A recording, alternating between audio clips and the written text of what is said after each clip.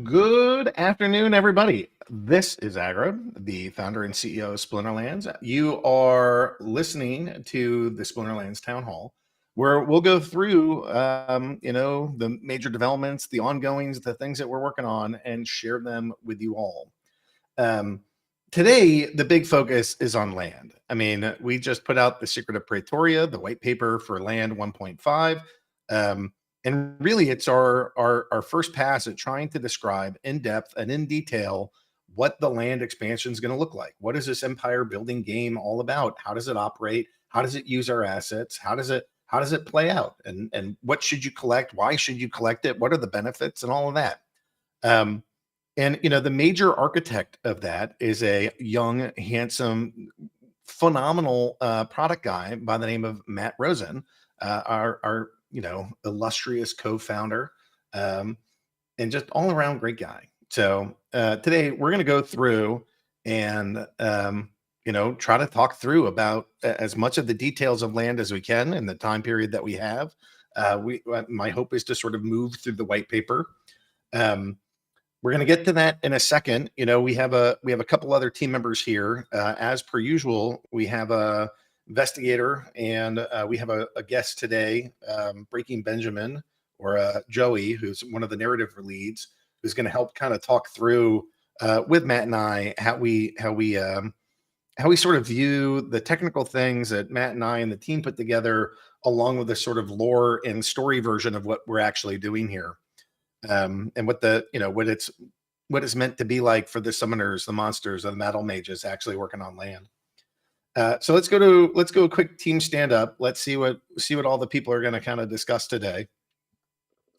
So we got Matt, Joey, and Investigator. So if you guys want to go in that order and just share what you're hoping to cover, that would be great.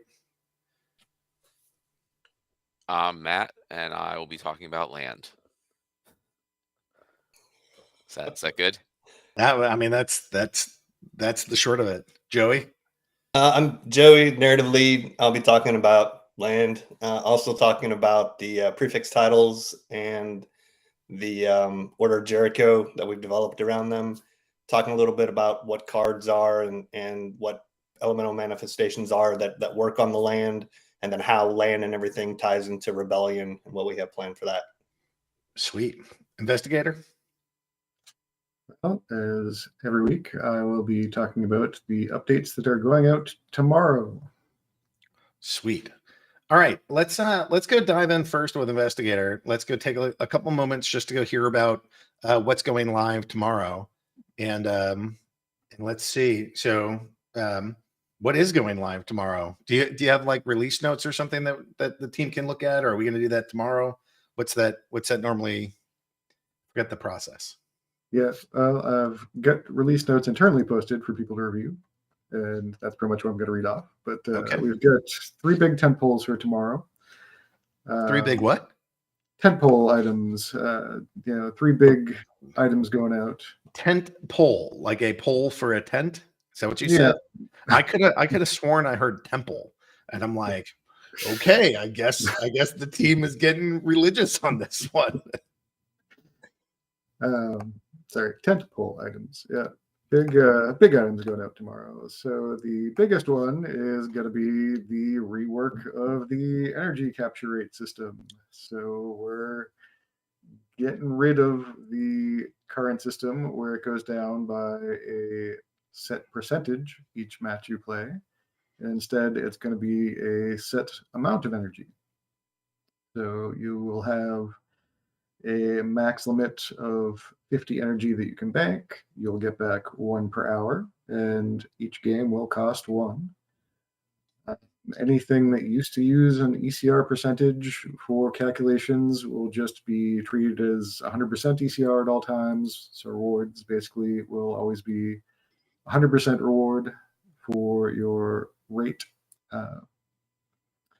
And tied to that, we are also going to be removing energy costs for playing a novice, since you don't get rewards, which has been something that players have asked for a while in the past.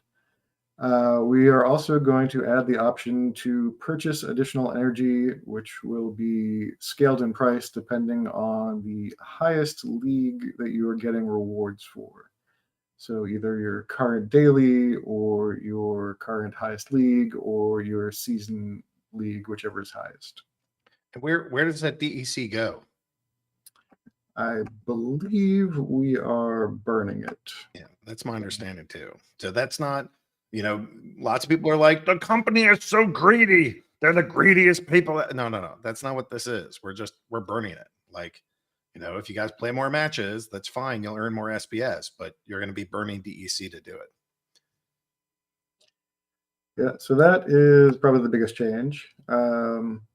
Another big thing that people should hopefully be excited about is I'm probably pronouncing this wrong, the Ruz promo card sale. So for everyone that is staking SPS, they will be able to buy one copy of the card for one voucher. And it's going to be a common dragon card. So 400 copies to max. And I believe every 25 is a guaranteed gold foil. So stake that SPS before tomorrow, because we're going to take the snapshot of staked SPS during the maintenance, and you will be able to buy one copy per 1,000 SPS staked. Yeah, so go ahead, get some extra SPS. People are going to really like this card. I've heard nothing but rumblings of like, oh, he's so fast and he fits in the current meta. Everybody's going to use him. That's a lot of what I heard about this card. So pretty excited that we designed a good one. The folks are excited, and if you don't know, this little goblin, when you go to the SPS management page and you claim your rewards, there's a little goblin running on the screen, and that's this young Bruce. Oops. Just to answer a question from chat that I saw, also a good thing to point out that buying energy will also be the first in-game use for DECB. So people that have stocked up on that can start spending it to buy additional energy to play more ranked matches. Yeah, so if you guys want a 20% discount on extra matches, then go ahead and start stocking up on some of your DECB. Oh, he's a gremlin, not a goblin. Sorry, he's a gremlin. And the third big item, may have heard of a little thing called Soulkeep. Oh yeah. That's like a whole tower defense game. Is that a thing? Is that happening tomorrow? Yeah, the closed beta should officially launch tomorrow, and we'll be adding a little link to go over to it from the main navigation bar in Splinterlands. So for the people that bought 500 packs, you can go try out the beta with some initial demo levels. Have you played it at all yet? I have not. I did not buy enough packs. Yeah, I went in and I spent a couple hours playing, and I got relieved, right? Like, you can tell pretty quickly if a game is fun or not. So I was like posting my journey in just in Mav chat and just sort of showing pictures and taking some screenshots and taking little videos. And every so often I'd lose. And it's like, I'm not used to losing in tower defense games, especially in early levels. And I'm like, I did this stupid thing. I had to go play again. The little creepy hand guys, they got me. And the flying things. There were jumping frogs and they were fast.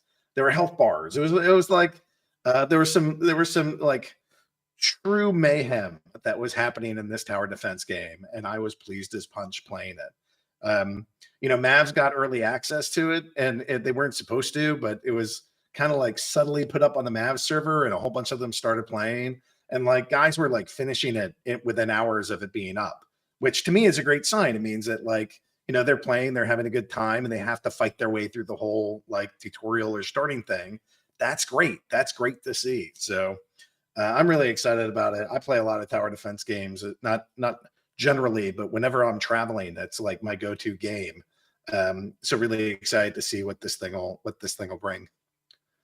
Yeah, me too. I'm looking forward to playing it. I did not. I'm kind of spread thin between land and licenses and everything else going on. So I bought some packs, but I couldn't get enough to get into the beta. So Yeah, the secret is to like nuke your 401k, to like sell your house, to get rid of all of it. You know, all the old world stuff. Who needs it? You just need digital goods, which is not meant as financial advice so much as just some general sarcasm. But yeah, I mean, I understand. I own a lot of these things, but I have sacrificed a lot of other things to be able to have them. So um, I don't know. Like I never had fun with my 401k, right? Like I never got to go play Neil McSpadden or compete with somebody that way for like, you know, just a couple stonks. So here you actually there's like an entertainment and enjoyment piece that never existed with traditional finance. Okay, so we have Vruz, we have Energy, and we have Soulkeep all going live tomorrow. I mean, that sounds like a lot. Is that not like? Are you like sweating? Are you going to be able to sleep tonight? With like, is this like a 2 day maintenance period? What's going to happen here? it shouldn't be a particularly longer than usual maintenance period.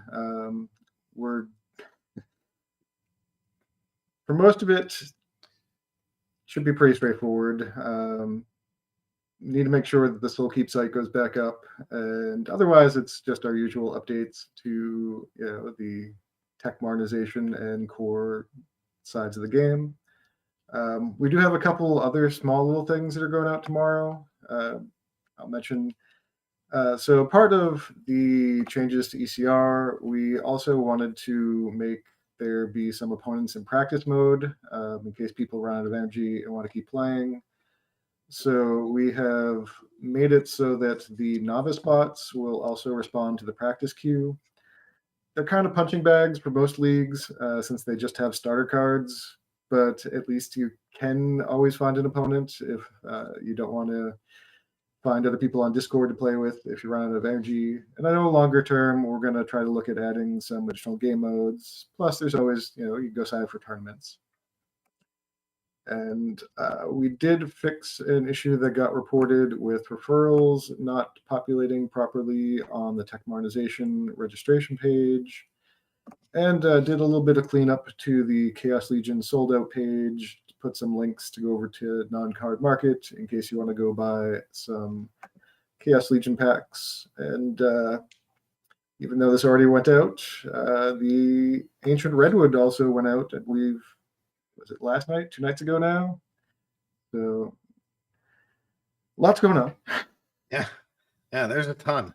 You know, so we have like our PI planning, and a lot of it aligns not perfectly, but aligns fairly well with like the quarter system, like first quarter, second quarter for businesses, and like we just have a lot of things hitting at the end of the quarter, like so all this work that we've done for the past couple months, 2.5 months, all kind of compiles to now.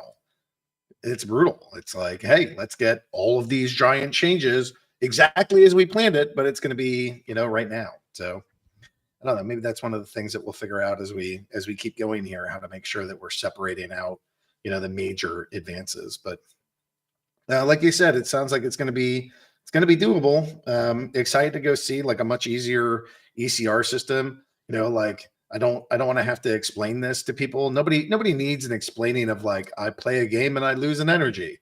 Like that's simple. But you're like doing minor calculus trying to figure out your ECR after playing 23 matches in a 47-hour period. And it's just it.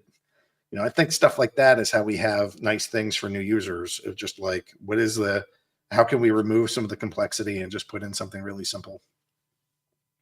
Yeah. Go And I on. will just mention also, we've got one more week in the month and kind of the end of the quarter. So that's also going to probably be a pretty big update the following week. But yeah, I think 1 week at a time. I think there's going to be some surveying that comes about a week from tomorrow. Yeah, maybe some land changes in a week, maybe, Yeah. hopefully. Yeah.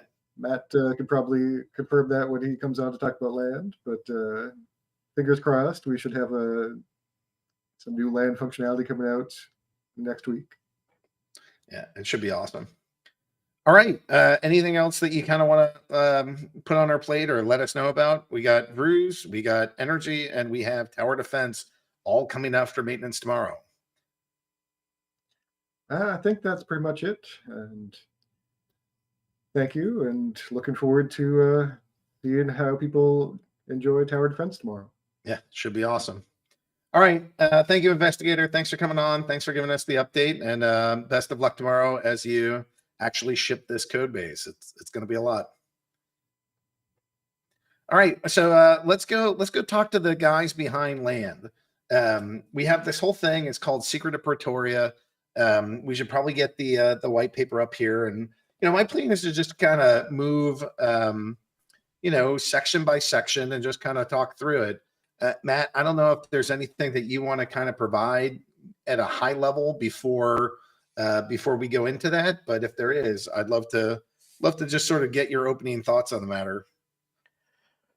Well, I mean, one thing that's important for everyone to understand, and some of the questions kind of lead to maybe not everybody understanding it, is that like this phase 1.5 is really just a MVP in the strictest sense of minimum, right? We want to be able to get this out and get people started using it as quickly as possible. So we kind of took the basics, the minimum amount we could put out to do this. So all the questions that are around, oh, I thought you were going to be able to do this, and I thought you guys mentioned being able to do these things. Yeah, we do plan to do most of the things that we talked about planning to do. That's just more of a phase 2 thing. So phase 2 is going to be much, much larger. The white paper for that is going to be much, much longer, and that is underway. So it's not like, if you read this and you're like, oh, this stinks. There's only like one resource, and where are all my buildings and what all these different things. All that is coming. This is just like the very first basic thing. And then the second part I want to make sure everybody understands is that stuff can still change, right? So we plan to keep 1.5 as close to the white paper, as possible. But obviously, as with anything in the game, if there are any like serious major issues after releasing it, we're going to work on addressing those, and that might change things from the specification. And then going forward in phase 2, we plan for the general system to still work like it does in phase 1.5 with the production points and the cards and all that stuff. Um, but it's possible again that things will change. Phase 1.5 is also a way for us to test out this system. And if we see, and the community agrees that certain things aren't working, we're not just going to leave them in because that's how it was initially designed. We're gonna adjust things to make sure it's as good a system as possible. So I want everyone just to be very clear on that. That those two things, that there's a lot of really cool stuff coming for phase 2 and beyond. And then things are still subject to change if necessary. Can you so those are two good disclaimers to kind of think through. Just before we get into Land and the Secret of Pretoria, can you just kind of back up and explain to me why are we doing this? Both, what is the ultimate output, but also just in general with like all the cards and all the stuff going into this. What is the purpose, or what's the objective with like building this entire thing? Well, the objective is that we kind of had a concept for some new types of cards in Splinterlands pretty early on, which are items and spell cards, which we think could give the game a lot more player agency, a lot more interaction, make it far more interesting. And obviously, we weren't able to get those into the game early on, because we had very limited resources. And the plan initially was we just sell them, right? We had, here's packs of items and spell cards. They're in the game now. Go buy them, as a revenue source for us. But again, our goal really is like everything that we do and plan and build does not come from a standpoint of making revenue. It comes from a standpoint of us as gamers, what we think is super cool and what we want to do and play. And we feel that revenue will ultimately follow from all of that, and value for our players. So we thought it would be really cool if instead of just throwing these out in different packs, we allowed players the opportunity to create them themselves. And so that whole idea grew and grew into this entire expansion that is now the Secret of Praetoria. So we thought, okay, people are crafting these new cards, these items and spells. So maybe they need to build out buildings and get resources to craft them, just like many games that have crafting, from World of Warcraft to whatever. You fight monsters, or you do different things, and you collect these different resources from different areas, and you put them together, and you got to level up things, and all those traditional game mechanics. So we effectively built an empire building type of game, or designed to be built, which is Praetoria. And we did, obviously, the pre-sale of land for us to earn some money to help pay for all this stuff, back a long time ago. And again, I apologize for the delay, but one of the benefits that came out of the long delay from the pre-sale to now is that now we can build such a much cooler expansion than we were ever even initially planning. Like back then, we were gonna do it much smaller and simpler, just because we really only had, like, me and Cryptomancer and Melon Man, in total, as like all the developers. And and we had just like Nate and maybe one or two other people doing art. So now, at this point in the company's growth, we can do so much more. So yes, the wait sucked. It sucked for me too, right? I bought land, Aggie did, most people in the company did, so we wanted out as quickly as possible. But the flip side, the silver lining, is it's going to be way cooler than we initially even planned, and now we have the resources to build it. And at a high level, it really embodies the whole concept of blockchain, crypto, and player ownership. It's not just that you own these things and you can just show off and say, I'm the best and I have the most, or whatever, but there's actual real economic output that comes out of this, right? You're actually creating new NFTs, new digital assets, and this is the only way that they can be created.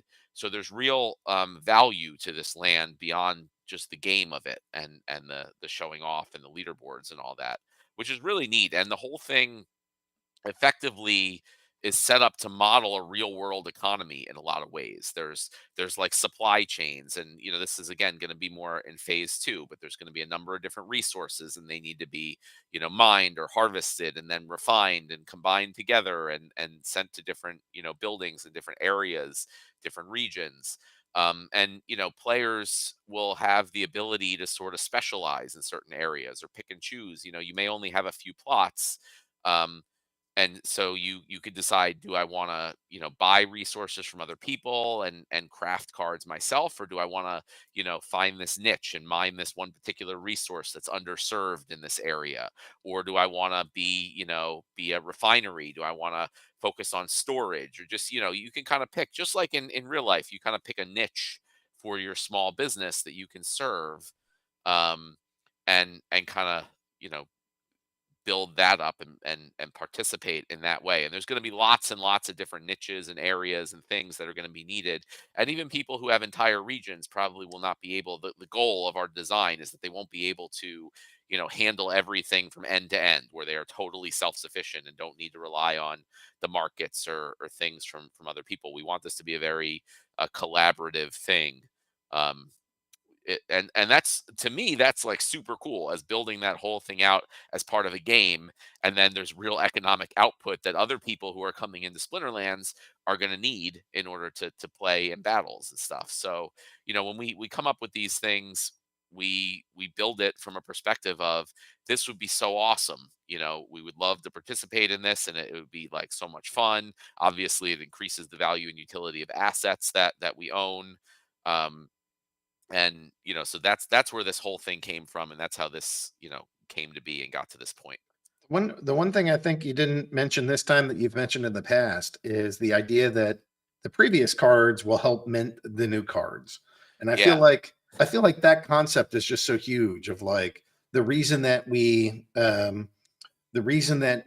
really like this is that we want to make sure that every card has utility. And we have these reward cards, and they're less than a penny, and we want those cards to have value. We want every card to have value. And even though, they are large in supply, when you start looking at the scope of land, if all these plots are going to get worked, there's not a lot of cards in the ecosystem, and you're gonna have to put them on land, and they're gonna have to work. But you're also gonna have to play in wild. You're gonna have to play in modern, and you're gonna have to play in brawls and tournaments. And you're gonna have to stake some of these things into tower defense eventually. You're gonna be forced to make these hard choices of you can't have infinite resources. You have to make decisions about where you want to play, where you want to spend your energy, how you want to mint things. Why are you minting them? What is your budget? How do you function? And all of that, I think, is such a critical part of what we're designing here. Yeah, there's so much cool stuff that I guess I can't even remember it all, which is a good problem to have. So yeah, I mean that one also came out of I literally have big boxes of Magic the Gathering cards in my basement, and I have like some that I hang on my wall that are like the few really old valuable ones, and then like everything else is just total crap that I can't bring myself to throw away. Right. And so we always try to think about, well, we have a digital game, it's blockchain based, players own their assets. Like we can do a lot more cool stuff that you just can't do with physical cards. And so this was, one of the many ways we've come up with to handle that scenario, because we want to keep releasing new card sets, right? You need to do that. You need to keep the game, constantly fresh and interesting. You need new players not to be all just fighting over alpha and beta cards for the rest of their lives. Like there need to be new things that come in, but we also need a way to have the old cards not just be thrown in boxes in your basement, proverbially, being that they're digital. And so that's another, in addition to all the stuff I just talked about, like this provides a fantastic opportunity to reuse and continue to provide value, for those old cards, is that they effectively produce the new cards. So you have the old cards, like the boxes of cards in my basement are down there doing work to produce new cards that I can then sell to new players of the game, in the future. So yeah, that's a huge part of this that I just forgot about. So thank you. Yeah. All right. So we have the Secret of Pretoria. Do you want to start by sharing what the Secret of Pretoria is? It's a secret. Oh, it's a secret. Maybe Okay. maybe I don't even know what it is. I know. There's like one or two people that know But what I it can is. talk But about it. there's The an actual concept. secret though, right? Like the game isn't just called the Secret of Pretoria. There is an actual secret that's part of this. There is 100% an actual secret. And I've said this many times, so I apologize if it's a repeat. But there's definitely maybe some people who haven't heard or whatever. Um, so the it's kind of an overarching thing for this entire expansion, right? Is this whole idea of the Secret of Pretoria. And this is separate and different but related to the cards that we just talked about, the item and spell cards that you'll eventually be producing on the land. There's also this other piece, this big secret. So the idea is that there's a literal land rush to this new area. And in part of the mining and the harvesting and all these things that you're going to be doing, there's also going to be these clues that uh you know the workers discover, and the people exploring the land discover. And there are there's just this stuff all over, and you're like, what is this?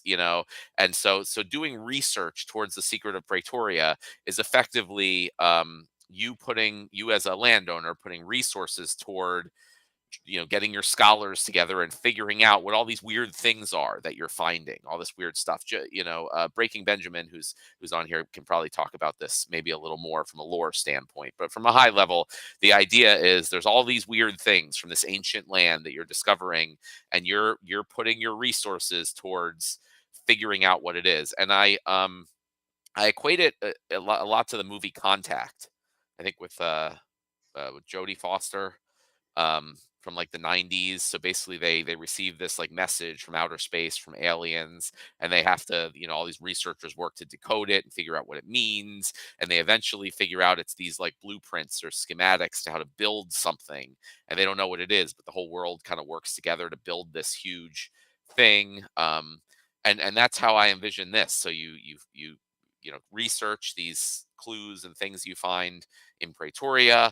It eventually is going to lead to some type of schematics or instructions to build something, this big construction project. And all of the 7 territories are going to compete against each other, to cooperatively, everyone within the territories will cooperate to build this thing that you don't know what it is or what it does or why you're building it. And eventually, once that is built, and that may go in various stages and take a long amount of time. So this is something that people are going to have to be doing. This is like a long-term thing. This is not something you're going to get benefits out of next month, maybe even next year. But at some point, once this thing is completely constructed, it will reveal the big secret of Praetoria. And one thing to note, there's clearly the new prefix titles, and there's benefits for people who are at the top, who do the most research and contribute the most to this project. But once the construction project is eventually completed, everyone, and even potentially in the earlier phases of the construction project, everyone who has contributed at all is going to be able to benefit proportional to the amount that they've contributed. So I've mentioned that there may be, airdrops and other things that are associated with uncovering this secret, and new types of things that are added. And even if you have one plot, you may decide, I want to devote that plot fully to, participating in the Secret of Praetoria project. And that's more of a long-term thing. It's not like you're going to produce grain and you can sell it and get value like that. But if you have a long-term mindset and you would like to do that, you will benefit proportionally once it's eventually completed. And it doesn't matter if you're not in the top 5 or even in the top 100 in your territory. You will benefit, proportional to the amount that you've contributed. Okay. So then I see a map. On the map, we're making some small adjustments to the map, right? Like, what was that about? Why are we doing that? Yeah, I mean, this is a very minor thing, but it was one thing I didn't realize even before, that there was a very uneven amount of regions in certain territories. Some had as many as 27, some had as low as 18, and that really messed with a lot of the math and things. And also, if territories are competing for things like the Secret of Praetoria project, obviously ones with 27 territories would have a significant advantage over those with 18, or around there. So we just basically redrew some of the territory borders to move some regions between territories. It doesn't affect any of the land that have already been claimed, any of the deeds that have already been claimed. It's more on the eastern side of the map. It doesn't change any of the regions. It doesn't change where they are. We're going to just renumber them so the numbers in the territories are the same. But it really should have no actual effect at all on anyone who is claimed or not claimed. It's really a relatively minor redrawing of some of the territory lines in territories, again, where nobody has claimed any plots so far, in order to make it that all territories will have between 20 and 22 regions, which will make that all much more fair and even, and help with the math. All right, let's go to the next page of the doc. We're gonna cruise through these. I don't know that every page is gonna need a lot of feedback there, but Hey, can I say one thing about the map and the territories here? Yeah, go for it. On? So just so everybody's tracking, the territories are really just lore and flavor. You're not going to get a benefit because you claimed in the pristine Northwest versus the wild Northeast. The territories are there kind of as a division to explain, hey, we have the continent of Chimeria up here in the Northwest, and those kingdoms and empires and clans and tribes, they're the ones who settled up there. And in Asmere in the Northeast, they came down and settled the pristine, the wild Northeast and all around there. So as we develop these lore stories and you claim your land, just kind of picture the big picture with all these continents. And if your region is down there in, for example, say the Great Lowlands, well, that's where the Burning Lands, the people from there, they came in and they settled there. So we're trying to build all that out around this lore for these territories and everything. And the cool thing, I've noticed that the Land of Prosperity, it's been going kind of slow, and that's cool. And I've really been tempted to claim some territory there myself, because that's where Mount Mox is, right? And the Golden Arena, that's where the largest arena games happen. So I'm hoping to get I have a tract. I have 25 plots. I'm hoping to get my land around there just because I think it's cool from a lore perspective. So I just wanted to throw that out there. Yeah, I've been waiting. I was thinking Central Fire, but now I'm thinking I should just get in the land of prosperity. I also have a second region that's owned by Hive Engine, and so Hive Engine might go claim it in the next one. We'll see. Matt, do you know where you're planning on trying to get? Do you have a? Oh, I don't have any particular place that, like I've said before, there's not really any benefits or downsides to any particular area. I you know, I don't was no urgency to claim right now, so I was just kind of waiting and see what happens. I'm definitely, once surveying is live, I'm going to be claiming my land and surveying, relatively quickly. I'm not going to like rush to do it in the first minute. I'm probably going to work with the team and make sure everything's going smoothly for a little bit. I'm typically not the first one in the door. I take my time and do things. But yeah, whatever's available kind of at that time, I'll claim my land and I'll survey it. But I definitely want to survey pretty much right away when I get the opportunity to. All right, so we have land deeds. We have these territories, region, tracts, and plot. So a territory is made up of multiple regions. A region is 1,000 plots. A region is made up of 10 tracts. Each tract has either a castle or a keep. But there's only in a region, there's only one castle, and 9 of the tracts will have a keep. And then each tract is itself made up of 100 plots. Did I miss anything just sort of with the generic setup of what that looks like? I don't think so. Okay, let's switch to the next page and we'll just keep plowing through this thing. So for claiming, it's relatively simple, right? You just kind of go onto the land page and say, give me the next region. In this case, the next region is somewhere in the land of prosperity. So are the plots and so are the tracts. I guess the one thing you might want to talk about is how if you don't have a full region, what happens as you're claiming? Well, if you just have individual plot tokens, you'll just get the next plots that are available. So those could be split into different regions and different tracts, right? If you're claiming 5 plots and there's 2 available in one region, and then it'll spill over to the next region. So that's the difference between having 100 plot tokens versus 1 tract token. Is if it's a single tract or a single region token, you're guaranteed they'll all be together in that same tract or same region.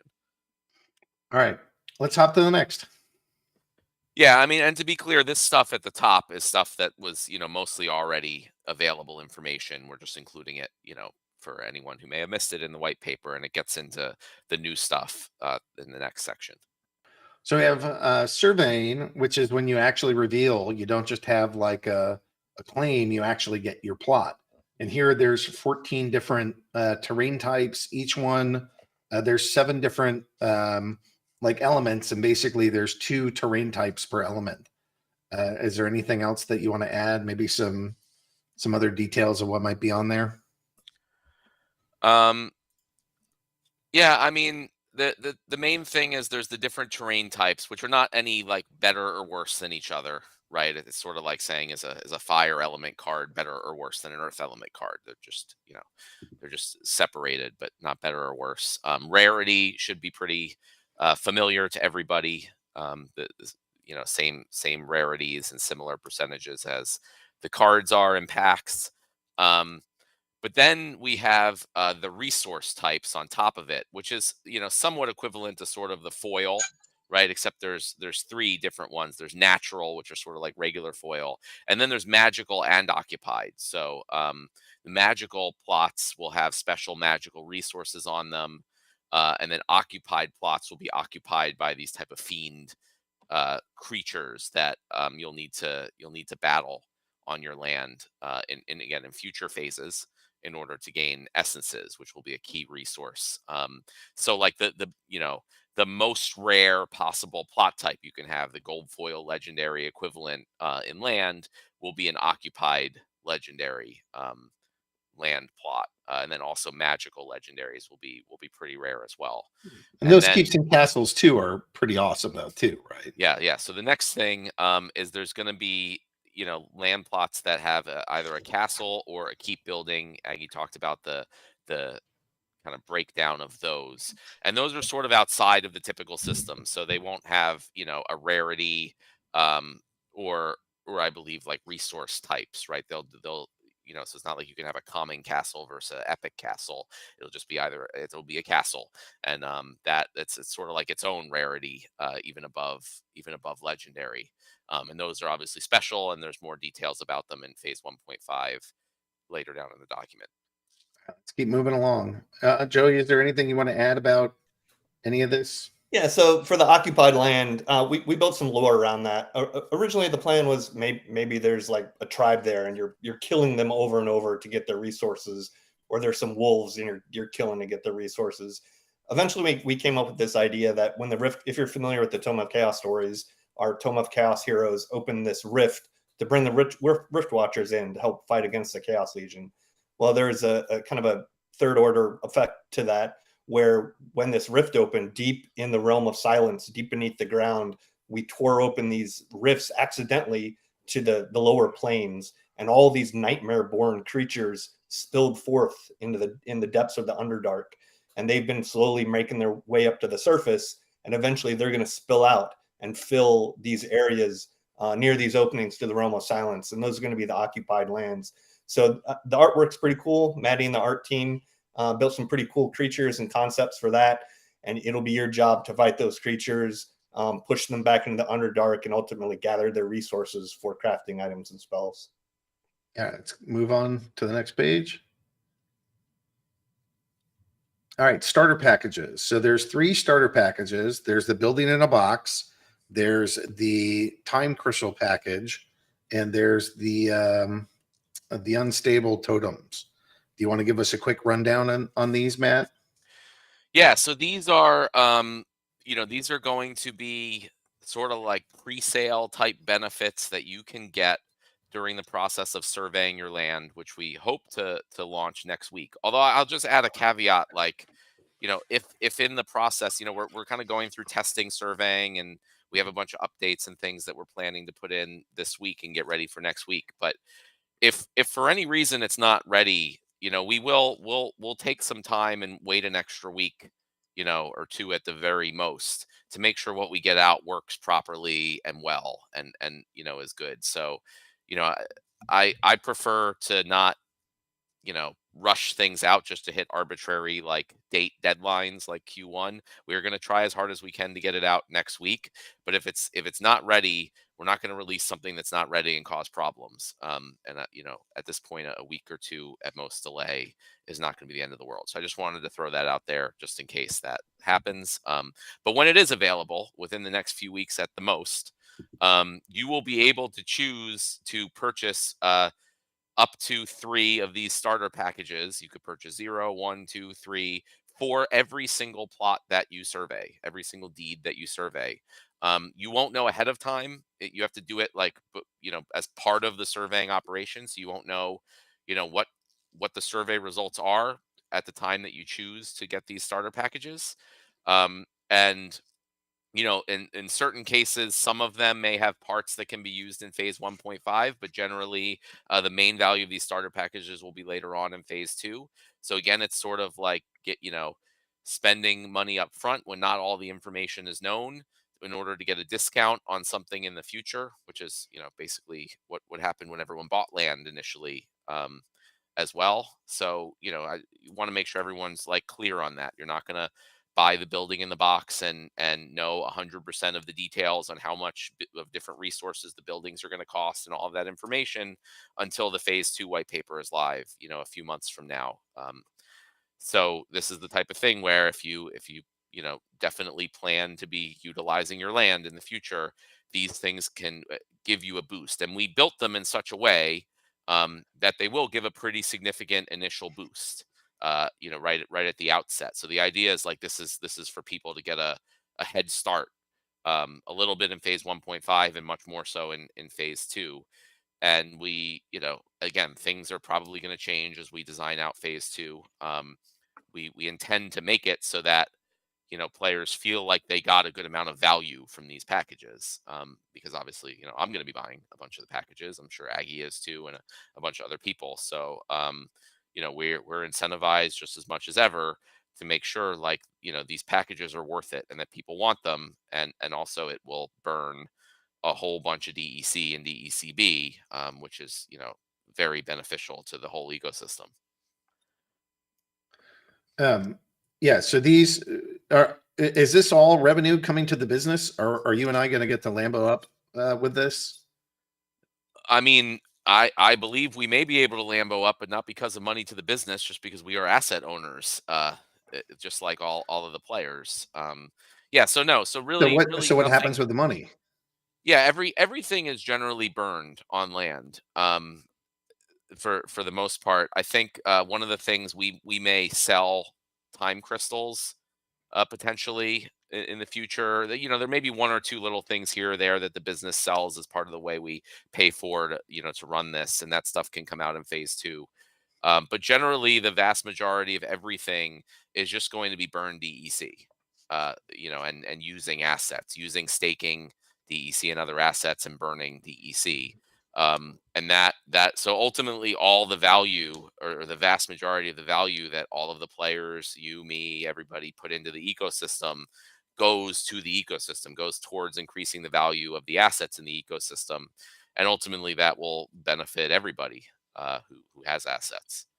And for these in particular, since it's all being burned, I can spend Deck B, correct, on these Yep. starter packages? Yeah, I mean, this is going to be. I know. Investigator talked about you'll be able to spend Deck B to get more energy, and that will be the first use case of it. We're also planning to do guild buildings and things in Q2 with Deck B, but this is going to be the real big one, right? I mean, if you think there's up to 30,000 Deck B burned per plot times 150,000 plots. I mean, that's the max end. That's 4.5 billion. There's obviously not that much Deck B that will be available, and that can be bought by burning vouchers and DEC at a discount. But even if you think like half of that is spent, 2.25 billion is just a massive amount. That's more than has ever more DEC than has ever been spent on anything in the game's history so far. And that's only like half. And then this is only the beginning. Obviously, the rest of the white paper goes into all the other uses for DEC as well. Okay. Let's scoot on to the next page. So you guys should get your starter packs. It's about what is it? It's 3 million Deck B per tract. Yeah, to get all of them. Yeah, I think we can skip this. This is just, this is the initial. This is Matt's early disclaimer that hey, this is just the initial, there's more coming. Can you go to the next page, Ron? I'll give him a sec. It froze. I'm working on it. The thing froze. Okay. So I mean, we can talk about it even if it's not up on the screen. People Yeah. can follow along. Oh, there it goes.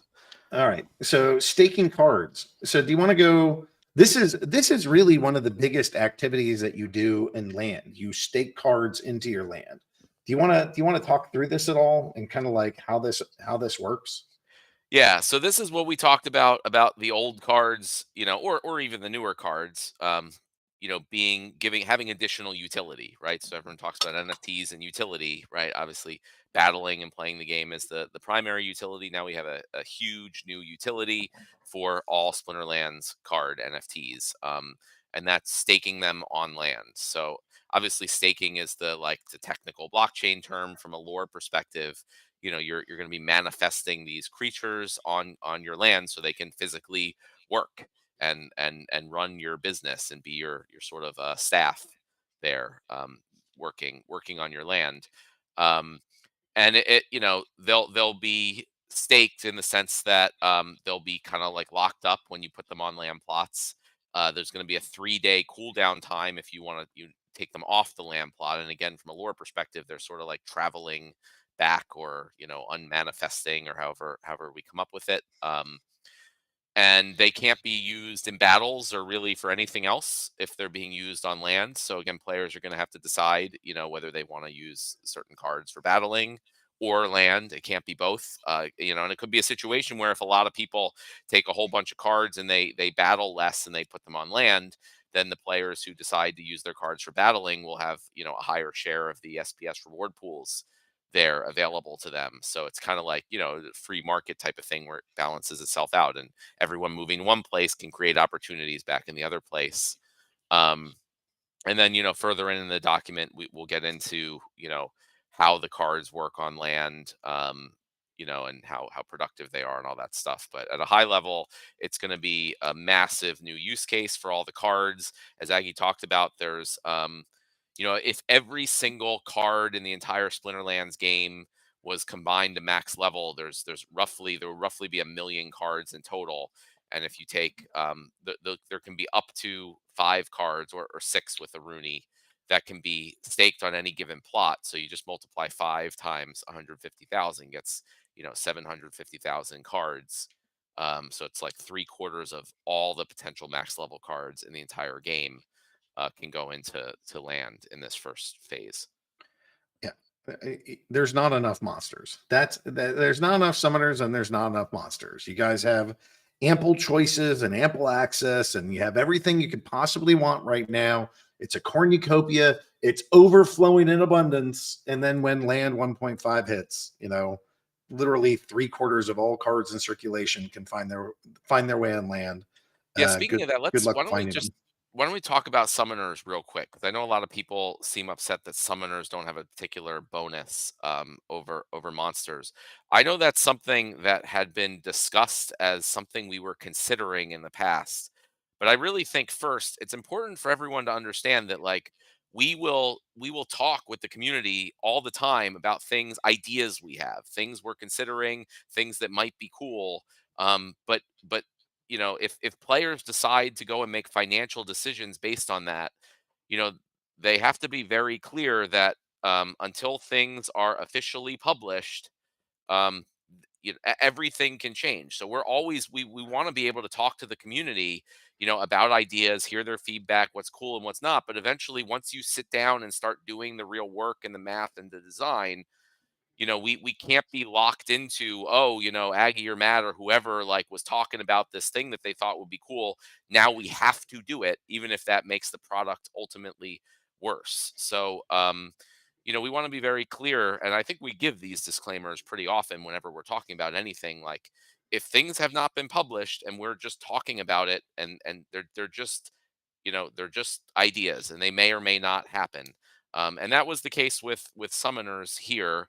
And again, this could change for a later phase, right? But for when we were designing out the economy for phase 1.5, one of the most important things in my mind was not limit the amount of cards or the levels of the cards that players can put on their land. The whole idea here is to soak up tons and tons of cards off the market and out of the ecosystem and put them on land. Um, and so there's way far fewer summoner cards. So any amount of things where we did, you know, where we limit the amount of cards that people can use on land, or limit the levels of them or all that stuff, would just make it take longer and would be more difficult for all the cards to be used on land, and make all these economic aspects that we want to come out of it be more difficult to manifest. So another area that I was looking at was there was no real reason, in my mind, to make summoners have more value on land, in the sense that summoners already have a lot more value in the game and for battling, as they should. But land is not the same as battling, right? So just because something works one way in battles doesn't mean they work one way on land. So there was no real like game design reason why it would be better to have summoners have a bonus on land or not. Kind of the idea of land is to give more value to the cards that were sort of shunned in battles, right? The proverbial rusty androids, or the literal rusty androids, of the game. Like, sort of, this is their time. The cards that were in boxes collecting dust in your basement, which were typically not summoner cards, are the ones, well, are at least equally as good as summoner cards in land. Um, and market prices will eventually reflect that, and summoners will ideally still have uh, higher values on the market because they do have additional value in the game. And there's one other thing that goes under that umbrella too, is a lot of people seem to think that like legendary cards should have a lot higher of a bonus than they currently do over things like common cards or lower rarity cards, um, which was asked about when we talked about this a little bit on Friday, and I don't think I explained it well. So first of all, if you just open packs of cards, you know, about if you use potions, about 1 in 60 or so cards will be legendary. If you use the legendary potions, so legendary cards are about 60 times more rare than a common card. But obviously, in the 1.5 white paper and on land, they're 1.5 times as good. So that's a huge difference than 60 times more rare. But you also have to factor in that in this case, those production values are based on max level cards, right? So the whole idea with land is you have a limited amount of spots, so you want to max out the value of the cards that you're putting on them.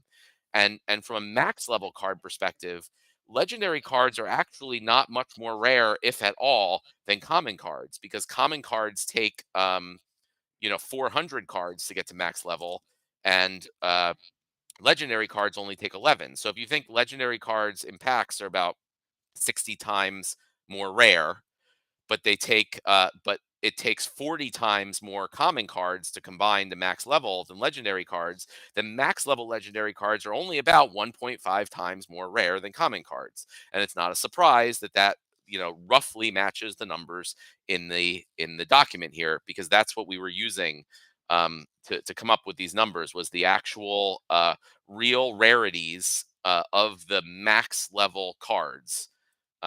So that's where it comes from, and I think it may be different than market pricing, which it should be, because market pricing for legendary cards is based on their use in the game, and legendary cards are typically better. They have more abilities, they have higher power levels than common cards in the actual battling.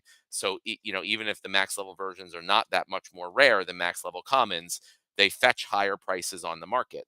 But that's, again, land is very different than battling. So for land, we were just looking at the actual rarity of the max level version of the cards, and that's where those numbers came from. And I think they line up, decently well.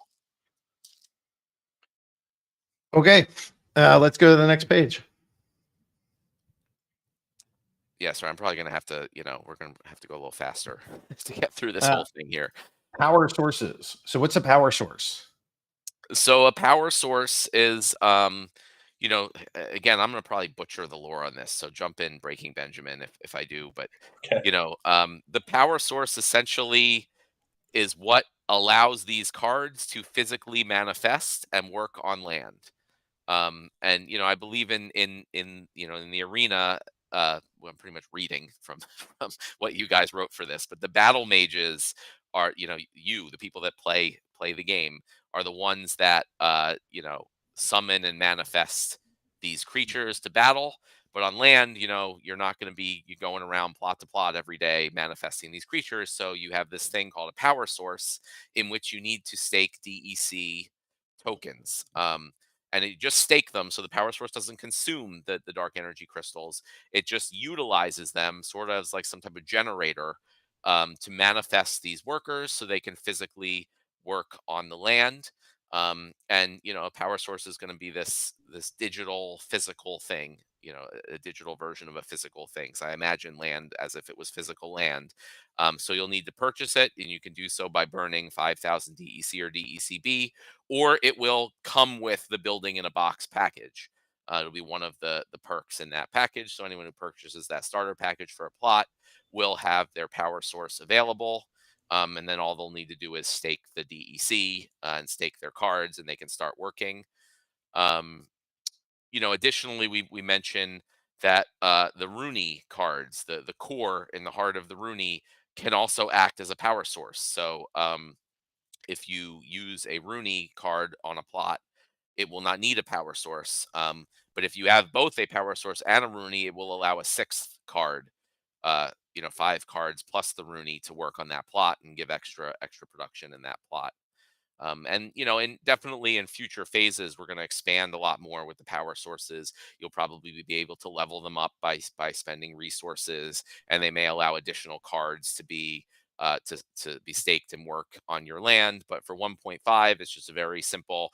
You either have it or you don't, and that will allow your cards to work or not.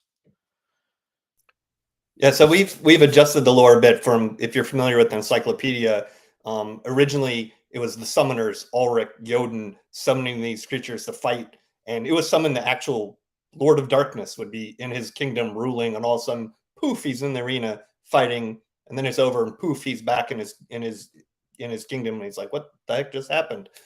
So we adjusted that a little bit. So now you, the battle mage, are the one in the arena doing the fighting. You imbue yourself with the essence of a summoner, and that allows you, if you imbue yourself with Ulrich, well, now you can summon water cards, and you're the one doing the summoning and doing the fighting. Well, your cards are doing it for you, but you're in control. So like Matt said, on the land, you're not there to summon your cards to keep them manifested. So you have these power sources to keep them there, to keep them working. And you need the power sources, and you also need the grain to keep them energized and give them fuel to keep working and keep producing for you. Okay, let's go to the next one.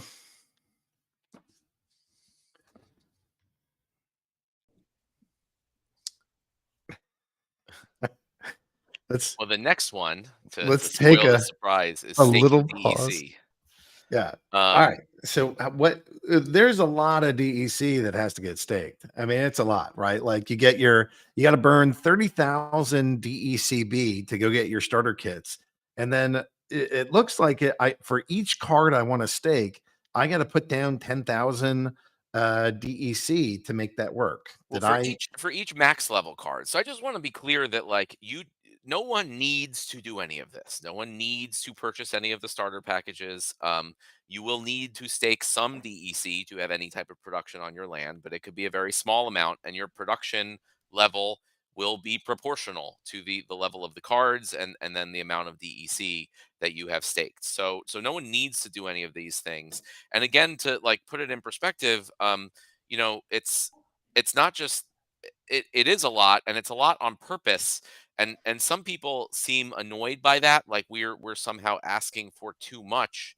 But again, we're sort of not asking for it in the way that it's not just players paying this to us in any way. um, this all goes to benefit everyone in the ecosystem. So if this was too little, where everyone's like, ah, yeah, I got enough DEC, I'm good, or I just need a little bit, it doesn't help uh, everyone who are asset holders, right? This is the way we take advantage of all the benefits of having a blockchain based game, having NFTs and crypto assets. Is that you don't need to do any of this stuff, but for the people that want to, they are going to have to get a lot of it, right? We should want whales to come in and have sort of a lot to be able to put in millions of dollars into this, should they so choose, and they will get the benefits of it, but also everyone here listening will get the benefits of that too. So it's really as much as everybody wants to do, and we tried to make these levels where it's like kind of a bit more than exists, right? So it's not just everyone can just get the max and everything they want, right? That's not how it is. We want everyone, and not just we want, but we being players of the game, asset owners, the community, everyone. And I hope that everyone understands, is on board with us, that it's good that everyone can't just have the max stuff, right? And in order for it to happen, in order for people to get as much as they can, the people that do want to contribute assets to this, they'll have to get more than they have and push the prices of everything up. And it was designed very specifically with that in mind, right? We want to encourage people to put in new money from outside the ecosystem into this, if they want to participate at the higher levels of this, or max out whatever assets that they have. But you don't have to, right? And the people who do, they're betting on things like the Secret of Praetoria being a big deal that they're going to be happy that they contributed to. They're betting on things like there's going to be big demand for item and spell cards in the future, and therefore all these other resources. And if you don't feel that way, if you don't want to take part in it, you don't have to. Right, you'll eventually be able to rent your land out, or you can sell your land, or do other things, or just put a few small low level cards and a little bit of DEC on your land and just get a little bit. That's fine. But that's where it comes down to, the people who think this is going to be real big in the future and who want to participate and get that head start early on, not only have the opportunity to do so, but there's actually like not even really enough for everyone, or a large number of the people to kind of max everything out, or without bringing prices up a lot.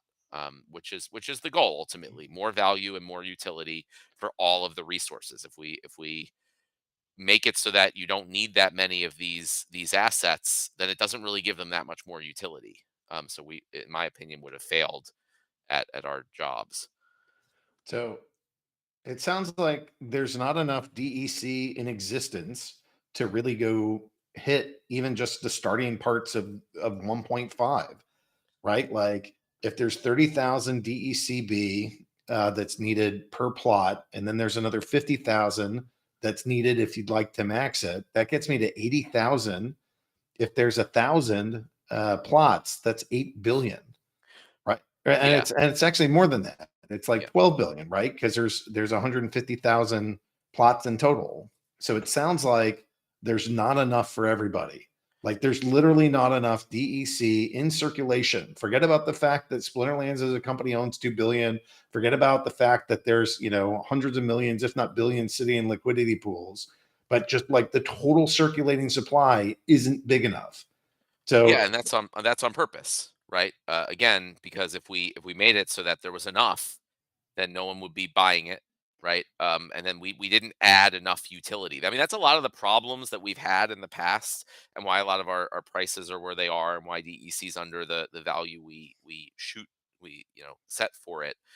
Is because we haven't added enough utility. All the things that we've had in the game, everyone has enough DEC. There was enough DEC around, or other tokens. So, and it reflects in the price. So now there is not going to be, but there could be. Again, for anyone who doesn't remember, more DEC can be minted by burning SPS tokens. And that's exactly how this system is designed. And I really feel like this is the first instance where this whole system, we can see it operating in the way it has been designed, right?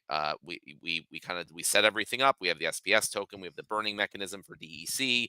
We eliminated all of the other, or mostly all of the other ways that DEC could be created and added to the ecosystem.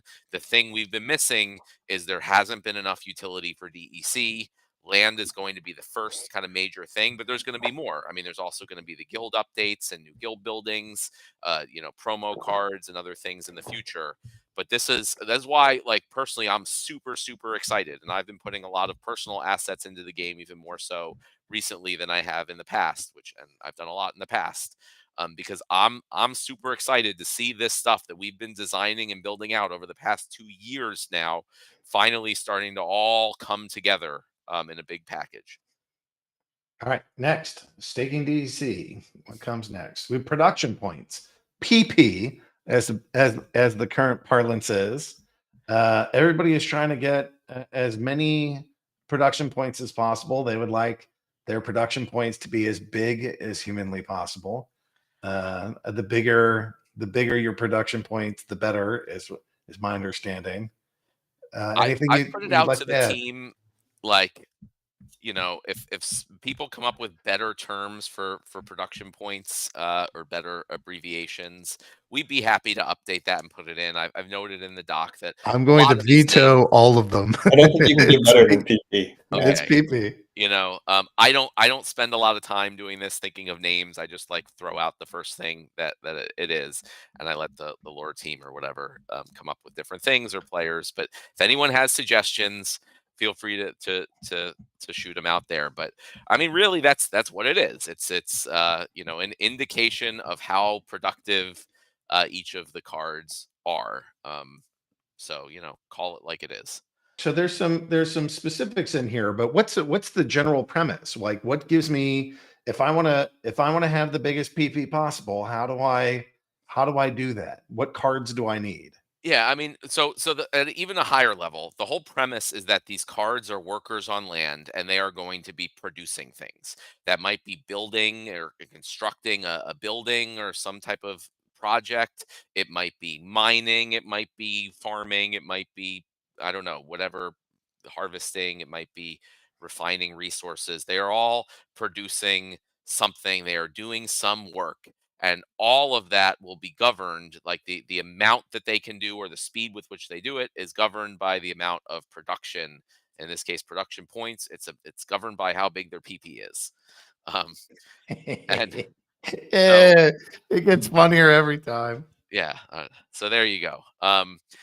And so the idea is, if you want to have the most production, if you want to produce things faster, and more, got to have more PP. And basically, there's these charts in here to so you can see for each type of card in the game, how many production points they will generate per hour.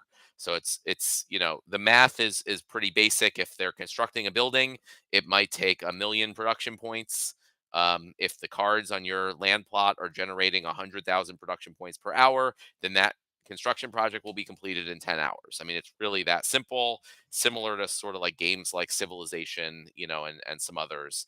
And similarly, if they're farming grain, right? It might be they can farm, 1 grain per 10 production points. I don't remember what the numbers are. So, ignore me if I'm wrong. But so let's just say it's 1 grain per 10 production points, and you have, 100,000 production points per hour, then you're getting 10,000 grains per hour. I mean, it's like pretty much that simple, the core of the system. So then you can see here the breakdown, for each type of card: rarity, regular foil, and gold foil. How many production points they'll give, and this is at max level. So these are for max level cards, and I talked about a little earlier. Why legendary is only 1.5 times common. It's because legendary cards at max level are only roughly 1.5 times more rare than common cards on average. And the gold max are even a bit more rare than are indicated in these numbers. But we wanted to keep it, to certain levels to make things work, and I think it captures it pretty well. Um, and so if you have less than a max level card, it will just be proportionally less. So a regular max level common is 1,000 production points per hour.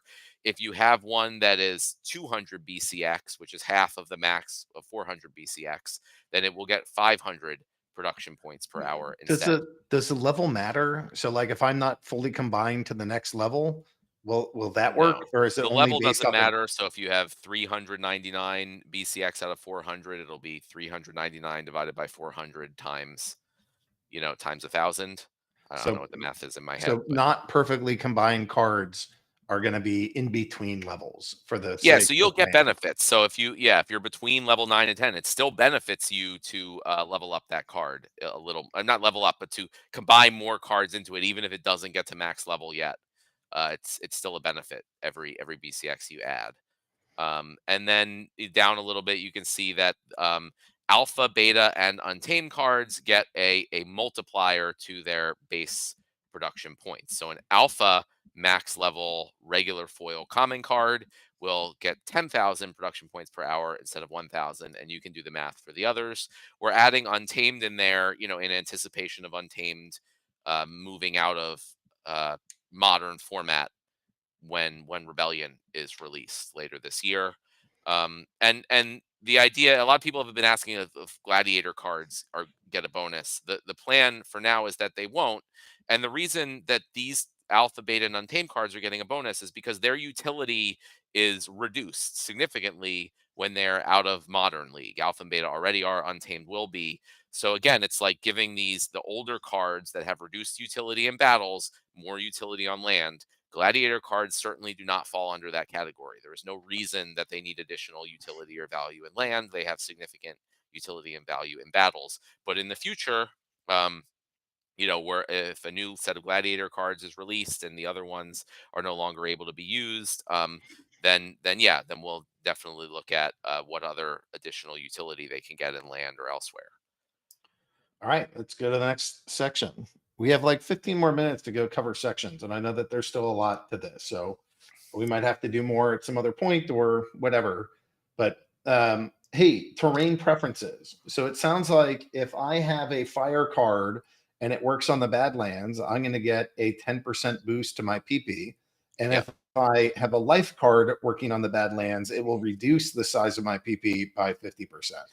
Yeah, exactly. And to be clear, I mean, it says it in the note above, but it just applies to the base production. So it's not a boost, it's a base production bonus. So a regular foil, common Chaos Legion max level card is 1,000 production points. If it's a fire card on a Badlands, it'd be 1,100 base production points, right? If it's an alpha card, it would be 10,000 base production points, and if it's a fire card on a Badlands, it would be 11,000. Right, so it's just that's how the calculations. People have been asking to add that into the calculation examples, so we can do that. In it a little later. We'll just add that in there so everyone's clear. But that's how it works, and the idea is clearly that fire element cards are not going to be very happy working on a lake. Um, so this is how we tie that in. And you'll have to be a little cognizant of what cards you use on which plots, and what you get and where you put them. But it should be a relatively even distribution between the different land types and the different elements of the bonuses and penalties that they get. There's a question around, hey, how come promo cards don't get bonuses outside of the set bonus? How come an alpha promo like Neb doesn't get extra bonus compared to like just regular alpha cards? Again, I didn't really feel a specific need or reason for doing that. Those cards already get a pretty darn big bonus. The older promo cards, and even the newer promo cards, they have big benefits in the game in battling. Right, so the land is different than battling. So the promo cards are very limited. They're typically special and have great abilities for battles, and that's where their value comes from. Um, so those cards that already have value elsewhere do not need additional utility and value in land, and I didn't at least see a real reason why they should. I mean, I could be wrong, and if things come up where there's like real good reasons for that and benefits for doing so, everything is open for future phases. But for now, that's how I was looking at it. Like, they have value here. We don't need to give them additionally utility and value over on land. All right, let's hop to the next. We can get into production boosts. Yeah, This I'll I just think try is to just go talk through all these yeah. You pretty want to go quick. to the next slide, Ron? So there's a bunch of things. So we were talking about base production, right? The different types of cards will get different base production rates.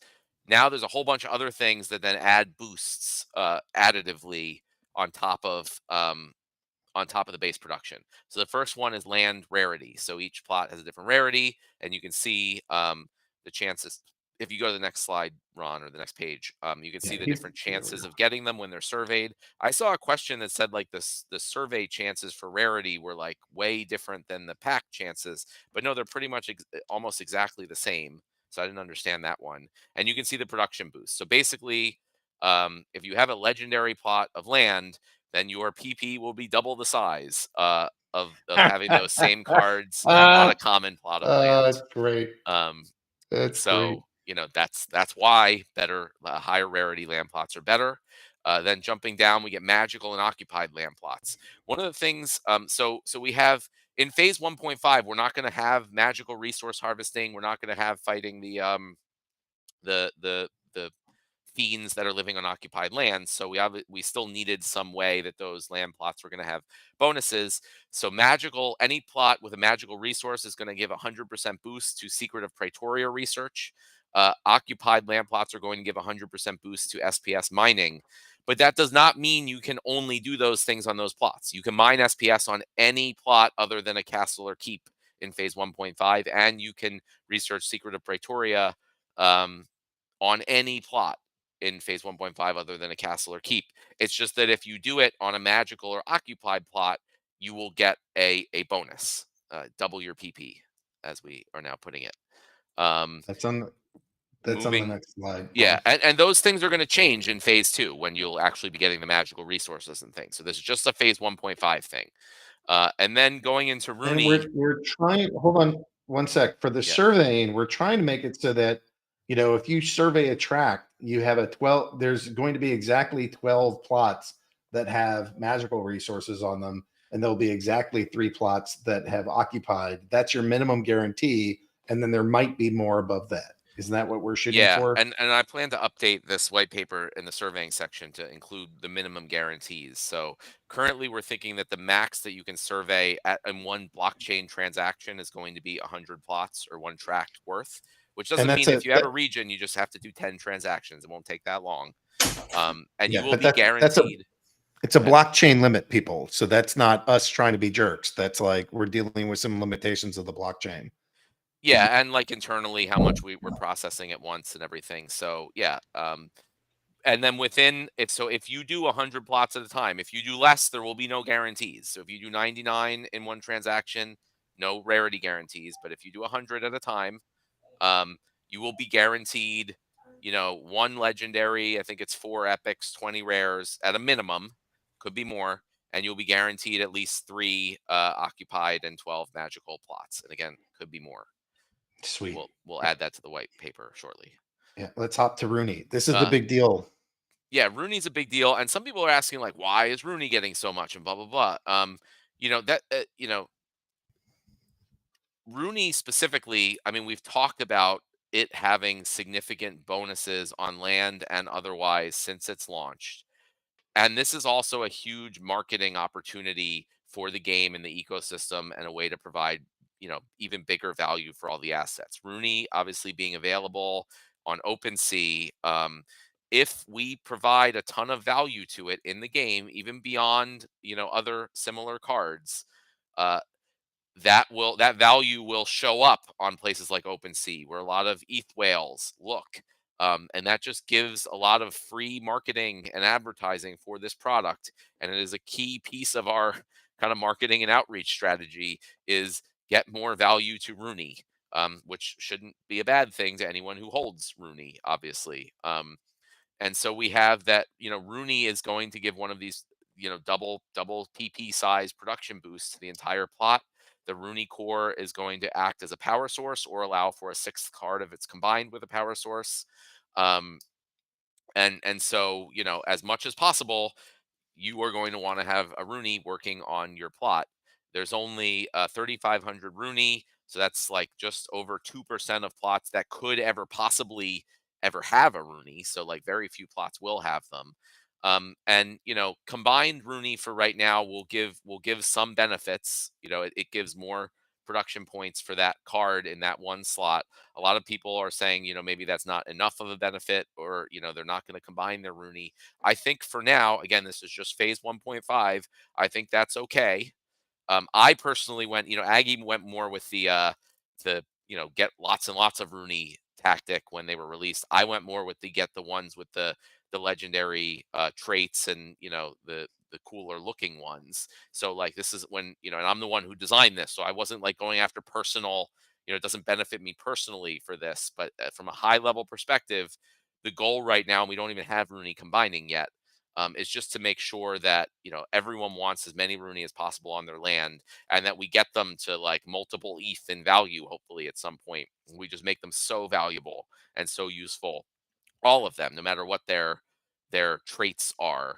Um, and then in the future, there's a whole lot of opportunity to give additional benefits and boosts in phase 2 for combined Rooney beyond what we have here, potentially even based on the different rarities of the different pieces. I mean, that's just like would be a whole nother additional development project for phase 1.5, because the different pieces are held, and organized on Ethereum and not internally. So it's just for phase 1.5. This is what we're going with. It doesn't mean all that stuff won't be available in future phases. Sweet. Let's go on to the next section. Yeah, titles. These are the titles, the existing titles, the Legionnaire, Watcher, etc. You can essentially give those each title in like one title per plot. So you can assign a title that you have to a specific land plot, and it will give a production point boost to that plot. Essentially, like it sort of like promotes the workers. These workers are like have a title, so they're better, than workers without a title at producing on land.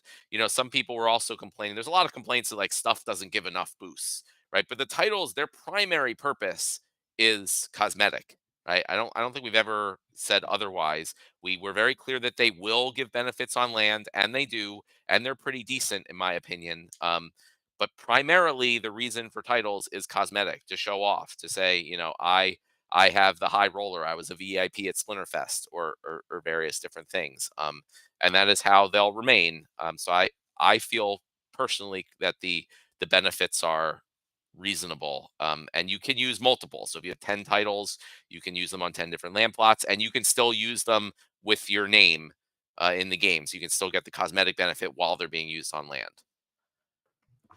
You can jump to totems. Totems, which were initially given out as part of the land sale and other things early on, will now be usable in phase 1.5. We're not going to do like specific totems that do specific things like we've talked about for future phases. So if you just, you can put one totem per land plot, similar to titles. They give the boosts that are shown here. And you can also see the quantity of them that exists right now. It's not a lot more to talk about there. I think we can skip over calculation examples. I don't need to, everyone can look at the numbers and see them or ask questions. I don't need to talk through it. Yep. So yeah, we only have a couple minutes, and I think we should talk about farming grain, mining SPS, and doing research. Yeah. So basically, the three things that you will be able to actually do and produce on land in phase 1.5 are farming grain, like Aggie just said, um, mining SPS, and researching the secret of Praetoria.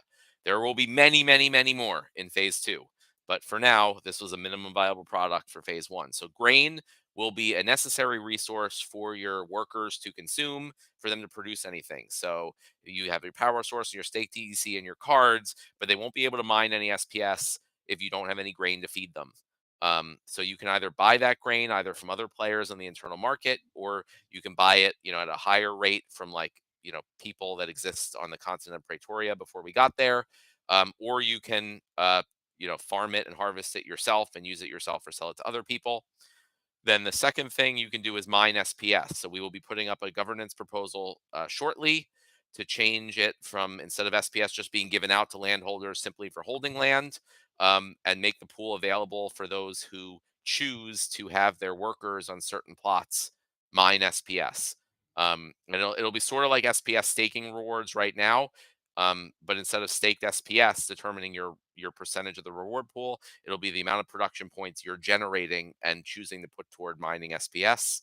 And then the third one is researching the secret of Praetoria, which we talked about a bunch earlier, is more of a long-term thing.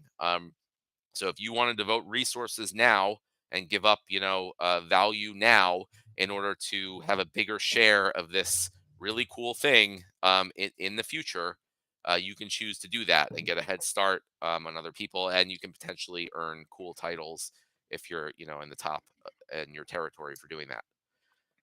So that's a real high overview of the three kind of production options. Yeah.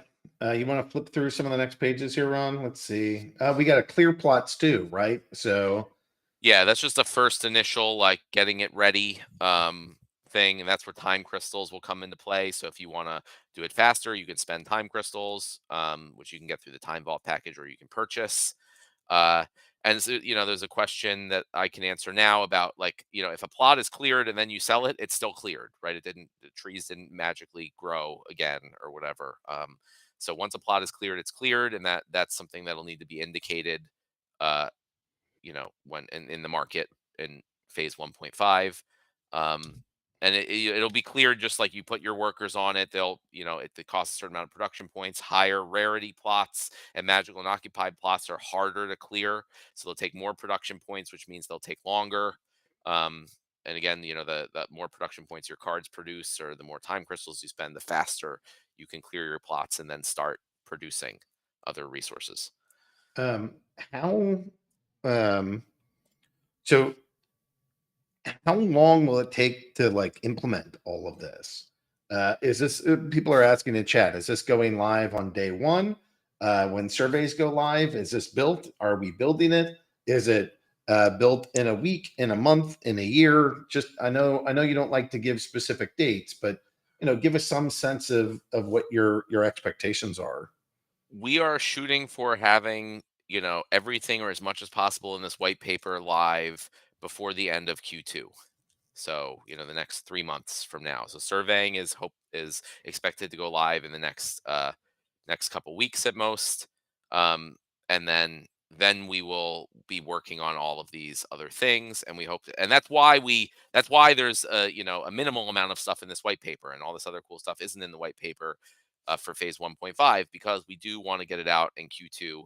And we may release it also in bits and pieces. Like, it may not be all at once, but if we have certain pieces that are ready that are you know enough to release, we may do that. But look for, hopefully by the end of Q2, this is either all released or very close to being released.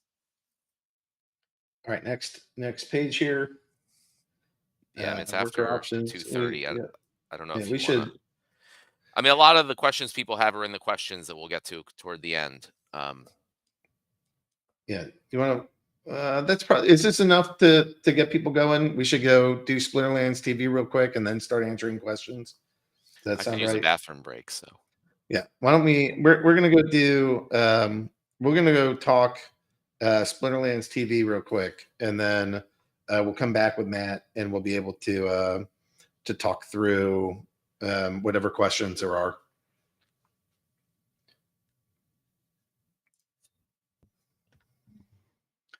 All right. So Ron, how are things? Oh man, I gotta say this talk has got me enthralled. I hate following it up, but today's kind of a special day. We have a birthday. We actually have a couple of birthdays today. I don't know if you're aware. This is Hive's birthday. It's the 3rd year since we've broken free of Steam and set out on our own. But it's also another birthday today. Splinterlands TV has turned 1 today. So yeah, It's a pretty big deal. it's a pretty big deal. I'm very excited. This past year has been a blast. We've just made leaps and bounds. This initiative, no one really knew what to expect, right? We have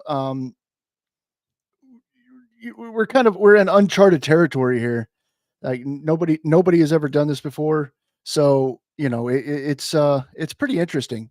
I don't know. I got some really cool stats if you're interested.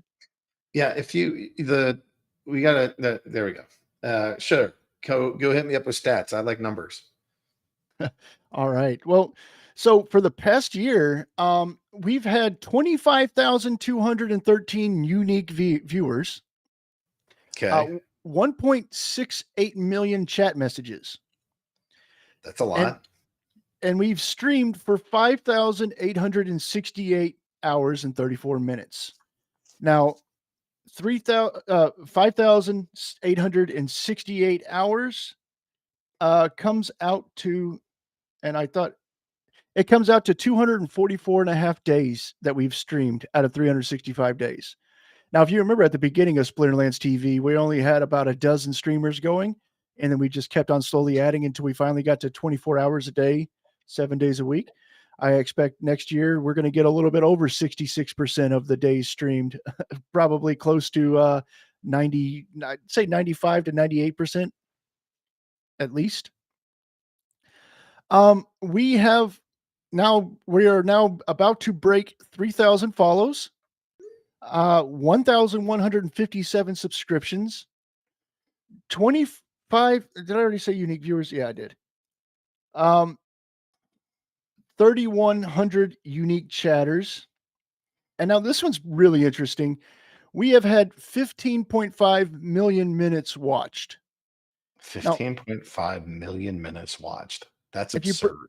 If you break that down, that's 258,000 hours, or 10,700 days, or 29 and a half years watched. That's a ton. That's absurd. Yeah, it's I couldn't be happier. We have a wonderful community. We have some amazing streamers. And we've had a lot of great promotions. There's just been tons of awesome stuff that's going on. And this last year has been a blast. And I'm looking forward to the next one. Rock No. on. Now I probably have some shout outs to do, correct? Well, you got a ton of them this week. Yeah, that looks busy. So Rutemia 3, Gamer Nova SK, Bruce Grillis Gaming, J Bands 111, Solving Chaos, Sec2 Radar, Canada 804. Oh, Canada. We got Mango Mayhem, M. Howie the Scanner, Dragon, Slow Carls, Hold My Cards, Shicky Phantom? Is that That's Shicky what I'd go Phantom? with them. Yeah. Shicky Phantom. Luthien the Turd, and it hurts my soul to say that. And Games World TT. That's a lot of folks. That's like 10 different names of people that have been watching a lot of Splinterlands TV. Yeah, it just keeps growing. We got tons of people. And actually just now, actually 10 minutes ago or so, we just gave away a level 6. I believe it's an alpha Arlic. It might be a beta Arlic, but I think it's an alpha Arlic. Ulrich.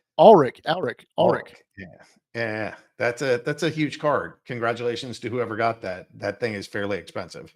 Yeah, and it's a great card to have. So and then also, I mean, there's been tons of great cards still. The llama, the gold foil llama is still up for grabs, though, guys. And it's got to come out sometime. We don't know when. Anyway, I know we're running short on time. So do you want to do a clip of the week real quick? Yeah, let's do a real quick clip of the week, and let's get back to Matt and Joey, and let's do some questions from the audience. Awesome. So this one right here, this one comes from Commander Garlic again. Commander Garlic, he was doing his best Holozor impersonation, and hilarity ensued. Hello, everyone, and welcome. This is the Holozor. I'm Daddy. I am Daddy Holozor in the making. And thank you so much for watching me tonight. And we're gonna play some Splinterlands. I'm gonna be the most energetic streamer that you will imagine, that you'll ever imagine. And again, thank you for staying. We're going to play some games and analyze the games with my long beard. See, it's really hard to grow this beard so fast. So we're going to move. Don't move your head. And yes.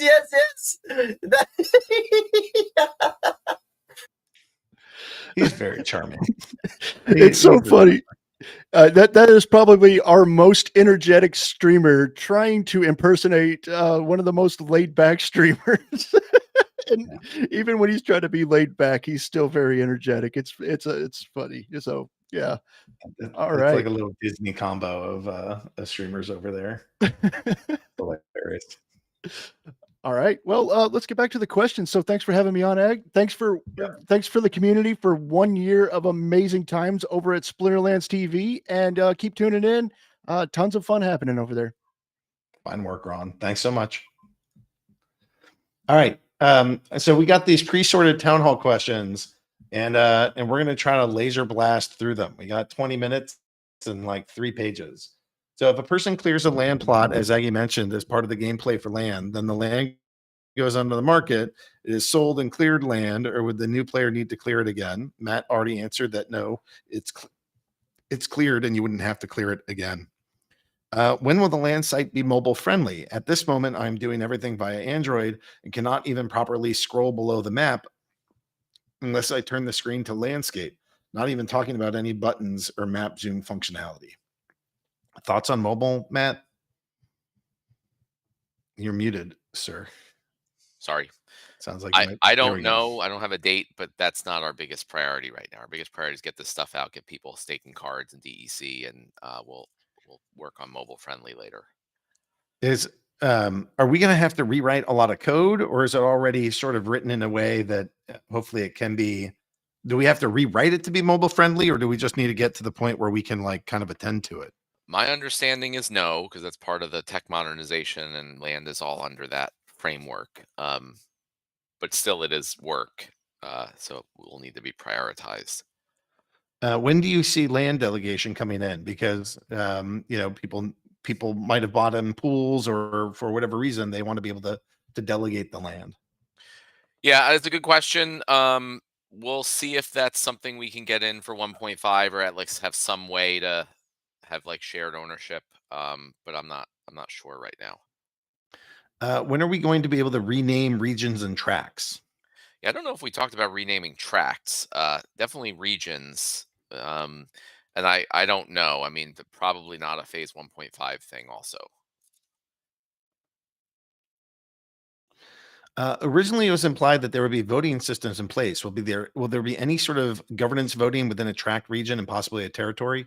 I think we'd like to, but also not this phase. Can you give an idea of what could possibly be crafted in the future? The reason to gather resources, it doesn't have to be concrete, but just a general idea. Yeah, I mean, we talked about that a ton, but yeah, items and spells are the main thing, and then obviously the secret of Praetoria is another secret thing that you can use the resources for. Can Nate or someone with creative please summarize the changes to the region map? We talked about that earlier in the show. We just needed to rebalance the number of regions in territories. Can we reactivate the Ethereum bridge for land soon, or is this low priority or after land 2.0? I mean, I agree that would be great to do. It's definitely not as high a priority as getting 1.5 out, but hopefully not. We don't have to wait till after 2.0. Maybe that could be part of it, or in between phase 1.5 and 2. I don't know. We'll see. But it's, get phase 1.5 out as top priority. And these things can be after. Approximately how long do you think it'll take for spells and item cards to actually be introduced into the game? That's like a 2024 thing, right? Yeah, I mean, definitely. So that's obviously a huge project, not just for all the work, with land to produce them, but then getting them actually added and updating the gameplay to work with them, creating all the new cards and everything. So as soon as phase 2 is done and live, right, which we are hoping and targeting currently by the end of this year, by the end of 2023, then the next biggest focus is going to be item and spell cards. My hope is that would be all available and out before the end of 2024, but things have a way of surprising us, but that's the goal. Will we ever be able to use cards delegated into work on land? Yeah, I'd like to. I mean, we mentioned the card rental market for land at the end of the white paper, so that would also apply to delegation too. Like, you should be able to rent out or delegate cards. So there's only one prefix title used by a single account? Yes, one prefix title at a time. So you get the max bonus. For Aggie, Manser, and Yaba, now that Land 1.5 white paper has been released, what do you plan on doing with your personal regions? I plan on getting the highest amount of PP possible. I mostly plan on mining SBS. For any of my magical plots, I plan on getting Secret of Praetoria, and those are my highest priorities. But I definitely, you need a ton of grain. I'd like to go be leading in the research category, but I also want the immediacy of SBS. Matt, what about you? I think we missed a quick question, but I'll answer this one and we can just jump back to that. So yeah, I mean, I plan to do everything with my region. I definitely want to try for one of the higher titles from the Secret of Praetoria research, so I'm going to be doing a significant amount of that. What question did I miss? Will plots be rentable in Land 2.0? That is the plan. Yes. Shouldn't the castle act like a keep for the tract it's in, with ability to collect up to 5% of the 10% of the 99 plots for its tract, and then tax the other 9 keeps in the region? Seems odd to me how the castle tract plots are taxed. Would it be simpler to have a castle tax 108 plots than 990 with the current system? It seems like as a region holder, I should develop the tracts that have keeps first, along with my castle, to be able to reclaim as much as 10% of the tax as possible. Yeah, so I don't So first of all, this is one of those things that may change or probably will change significantly in phase two. Like we're going to really upgrade the castle and keep system in phase two and have a lot more interesting stuff. I agree that one thing we kind of missed in the white paper was that the castle acts as a keep in its current tract. I think it would make sense that the castle not only gets its 2% from all the plots, but also can capture the 5% from the plots within its own tract. So that's something we'll think about and can update the white paper. So thanks for pointing that out, whoever submitted that. Originally, there were stated intentions for players within a tract region to want to improve the keeps cast for some form of collective benefit, but in the land 1.5 paper, it seems it keeps castles only benefit the owner. Has the aim changed, or is it still intended to be pursued in land 2.0? 100% planned for 2.0, just not in 1.5. Will there be more opportunities for those who are not landowners to be able to participate in the land ecosystem in land 2.0? I don't know for sure if that will be part of land 2.0 or later, but we do want to allow non-landowners to be able to participate at some point and in some way. And that could be just simple as like renting a card, right? Or renting a Yep. plot, or you don't have to be the owner, you can be the beneficiary. Yeah. Would you be willing to reconsider the pitiful bonuses that extremely rare titles give compared to Rooney? Like maybe a Praetorian title would give 5% boost to every plot you own in an entire region. Explorer could do something similar at the track level, and unique titles could apply to every plot you own in all Praetoria. Yeah, we talked about that, but I'll reiterate the primary purpose of those super rare titles is to show off your super rare title on your name. That it's a cosmetic thing. It's not like the purpose of it is not for bonuses in the game. It's cosmetic. So we added bonuses as we said we would. And I also don't consider it pitiful.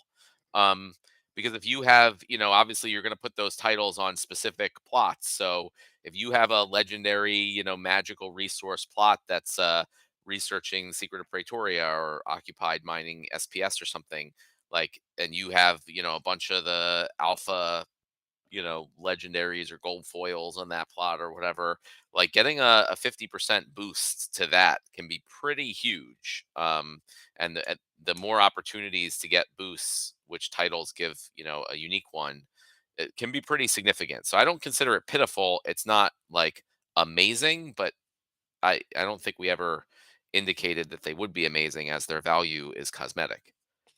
Are there any plans to make summoners have a special use for land? I know many of us bought lots of summoners to use on land because up until a few weeks ago, they were touted as being extremely important. Example, make it where using a summoner on a plot opens up another worker slot on the plot that doesn't require stake DEC, but the extra card is capped at the summoner's level and can't go foil and can't be gold foil unless the summoner is.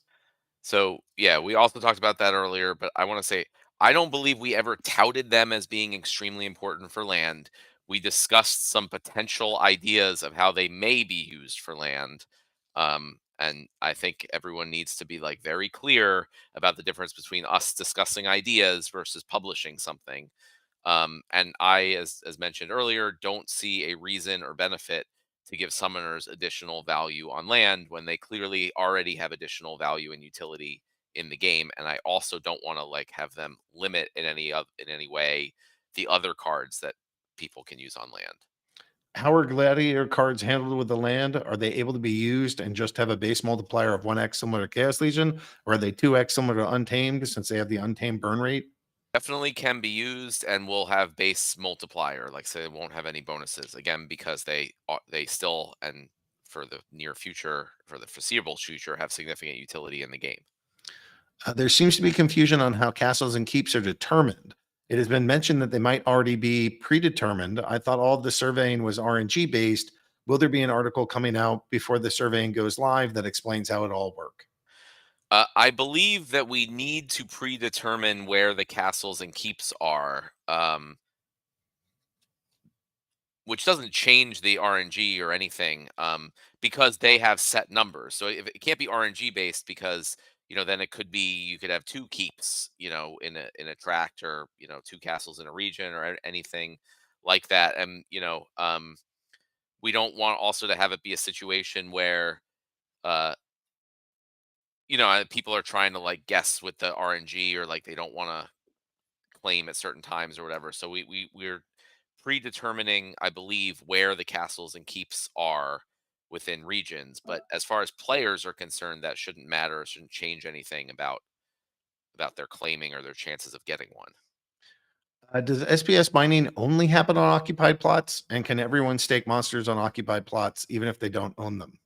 So no, SPS mining and all of the three things can happen on any plot except for castles and keeps. Occupied just receive a bonus for doing that. And no, in phase 1.5, only the plot owner will be able to stake cards on their plots. I'm skipping the why do summoners not get any kind of bonus on land? Why are rarities on survey land so much lower than packs? Also, is there going to be a set number of legendary lands in a tract or region to make it most equal, or is it going to be a crazy RNG roll where some get none and some get five or more? Yeah, this is one I mentioned I didn't understand. They're saying, why are rarities on survey lands so much lower than packs? It's almost exactly the same. 1% legendary, 4% epic, etc.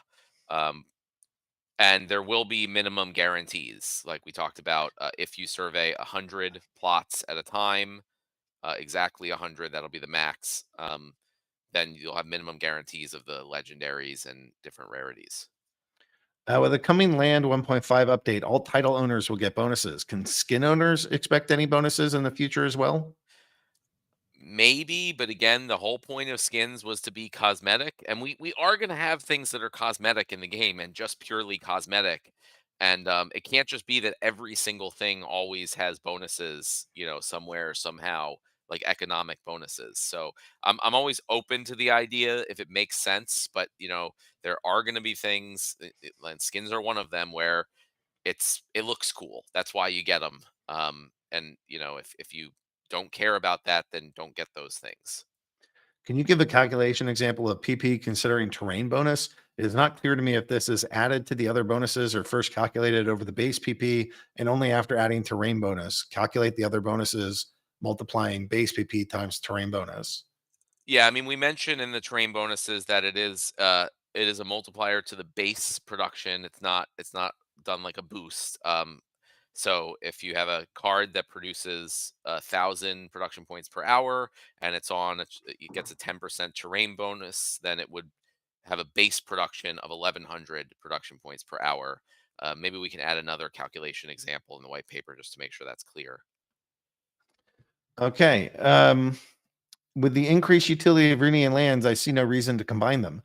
Counting the 1,500 PP 5 more times is not enough, in my honest opinion, with respect to the possibility of another 100% in another land. Are you reconsidering to allow only swapping the traits between Rooney instead of merging more into one? At the moment, Roonies are aesthetically heterogeneous, and I think it is bad to keep them as they are forever. So, I mean, yes, I agree. So, when combining's live, then you don't have to combine them in land phase 1.5. I don't think we're considering changing the plans for Rooney in general. Um, but there's whole lots of opportunity in land phase 2 and other areas of the game to give, significant benefits for combined Rooney and for, certain legendary or epic parts and things like that. Is there any benefit to those with small amounts of plots to research the secrets of Praetoria, or will it only benefit those that have the top scores? Yeah, this is a good one to repeat because it's really important, and it is a resounding yes. So even though you may not earn one of the titles for being at the top, eventually down the road, this is a long-term thing. When the Secret of Praetoria construction project begins and is completed, everyone who has participated, no matter how little, will benefit proportionally to how much they've participated. So if you only have a few plots and you decide I want to take a long-term view on this and I want to commit to researching on my few plots, you are going to benefit proportionally down the road when the secret is uncovered. Okay. So switching off of land, tower defense. Regarding tower defense, the first airdrop limit has been passed. It's still under design. Was the snapshot taken, or do PackSpot now still get the first airdrop? Yeah, I haven't been keeping that close a watch on tower defense, but we have, I mean, even though there's not a snapshot taken, with all the data is available. So only packs up until that limit will be counted. Packs now, you know, won't be counted for the first airdrop. Regarding Soul Keep, if someone buys 500 packs now, can they play the beta tomorrow? Yeah, I believe so. And I think even after the beta launches, if you buy 500 packs, you'll be able to play from then on. It'll just check when you try to log in. Have you bought 500 packs at any point in the past? And do you know if that includes packs from third-party markets, or is it just No, from no, it's Splinterlands? directly purchased. It's like the airdrops for cards. Chaos Legion packs. Can you put up a counter for the number of Chaos Legion packs left in reserve for chest rewards on the Chaos Legion sales page or somewhere accessible? Yeah, I guess I don't see why not. I mean, we'll have to look into, the how much it will take for us to do that. And then what was the total amount of burn Chaos Legion packs and the total amount of open Chaos Legion packs so we can calculate on open packs? I don't have those numbers in front of me, but we can, figure out where to find them. Soulbound. Can we get an upgrade Soulbound filter so it's easy to know when we have a Soulbound card that can be upgraded? What about for all cards, not just Soulbound? Yeah, I mean, by upgraded, I feel like that means like you have multiple that can be combined. So I think that'd be cool filter in general for all cards. Yep. Yeah, that sounds neat. SPS CoinGecko shows an SPS market cap of 14 million. The SPS page shows 28 million, which is correct. If CoinGecko is wrong, they need to be contacted, and this needs to be fixed. Yeah, I don't think either is correct or wrong. They're just different methodologies. So CoinGecko and those different sites have a certain methodology that they use across all the tokens to try to keep them as consistent as possible. And they consider certain things like that. The market cap is based on what they consider the circulating supply. So when we gave them information of the different wallets and what they're for, and they determine like which ones they consider circulating supply or not, and they only count those for their market cap calculation. The SPS page in the game just shows the total, like what we count as like pretty much everything that's been minted, um, minus burned times the price for our market cap. So I don't think, they're definitely not going to change their calculation. We can spend some time double checking their calculation and see if there's any mistakes. But it's like, these things there's no like set in stone way to say this is the market cap of a token and this is the circulating supply because there's so many different variables. So we'll see. If you are unstaking SPS at the moment, the Rue snapshot, the amount that is being unstaked still counts to let you get the extra Rue's rights to purchase. Yeah, so tokens in the unstaking process will count for Vrus, but in the future, I don't think they should count. It was just we didn't have enough time to put that in. So like generally going forward for things that are staked SPS based, I don't think it should count tokens that are in the unstaking process. Yeah, I agree. Any idea on how much SPS staked for each league? Asking so as to not push and shove. No idea at all right now. That really hasn't been designed out, and it may not work exactly like collection power. I'm thinking it doesn't make as much sense to just say you need this much stake to move up, and if you don't have it, you can't move up. Period. I tend to prefer things where like you can move up, but your rewards may be limited if you don't have enough SPS staked. Yeah, And it's the more the like amount. ghost cards, right? Where like, Yeah, and you have a ghost card so you don't get some of the rewards, or your card is under leveled so you don't get full rewards. but again, this is just, ideas that we are thinking about right now. So if you want to go out and, make financial decisions, that's on you. We're going to spend more time, talk with the community, talk internally, come up with what we feel is a good system, and then publish it. At which point, then you can go do whatever you want to do based on it. We haven't done that yet, though.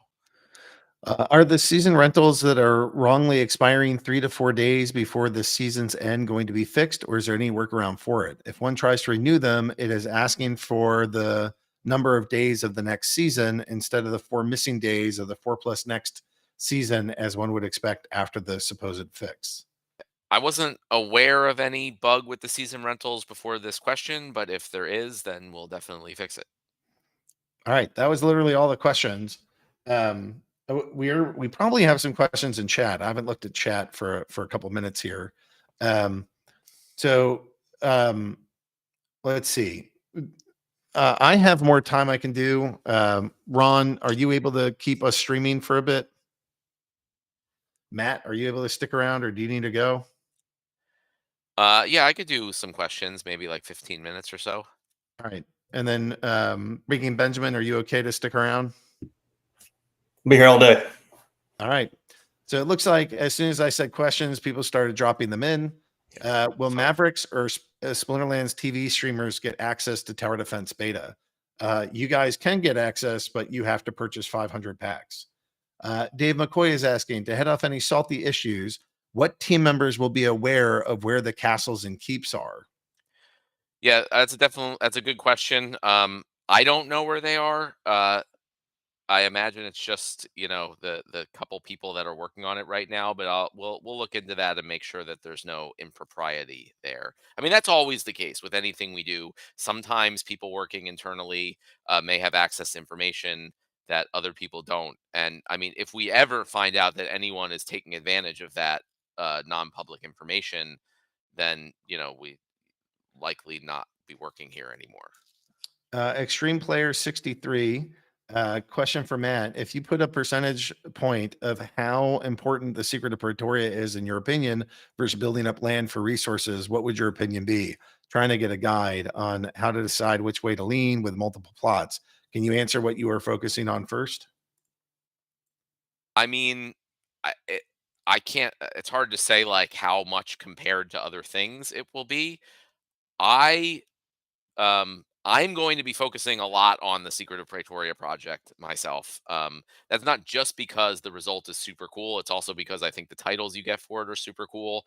All I can say is that, like everything we do, the goal is not that the secret is revealed and everyone goes, "Oh, that sucks. I wish I hadn't spent all this time researching it." The goal is that people are going to be like, "This is the freaking coolest thing ever, and I wish I had done more of it."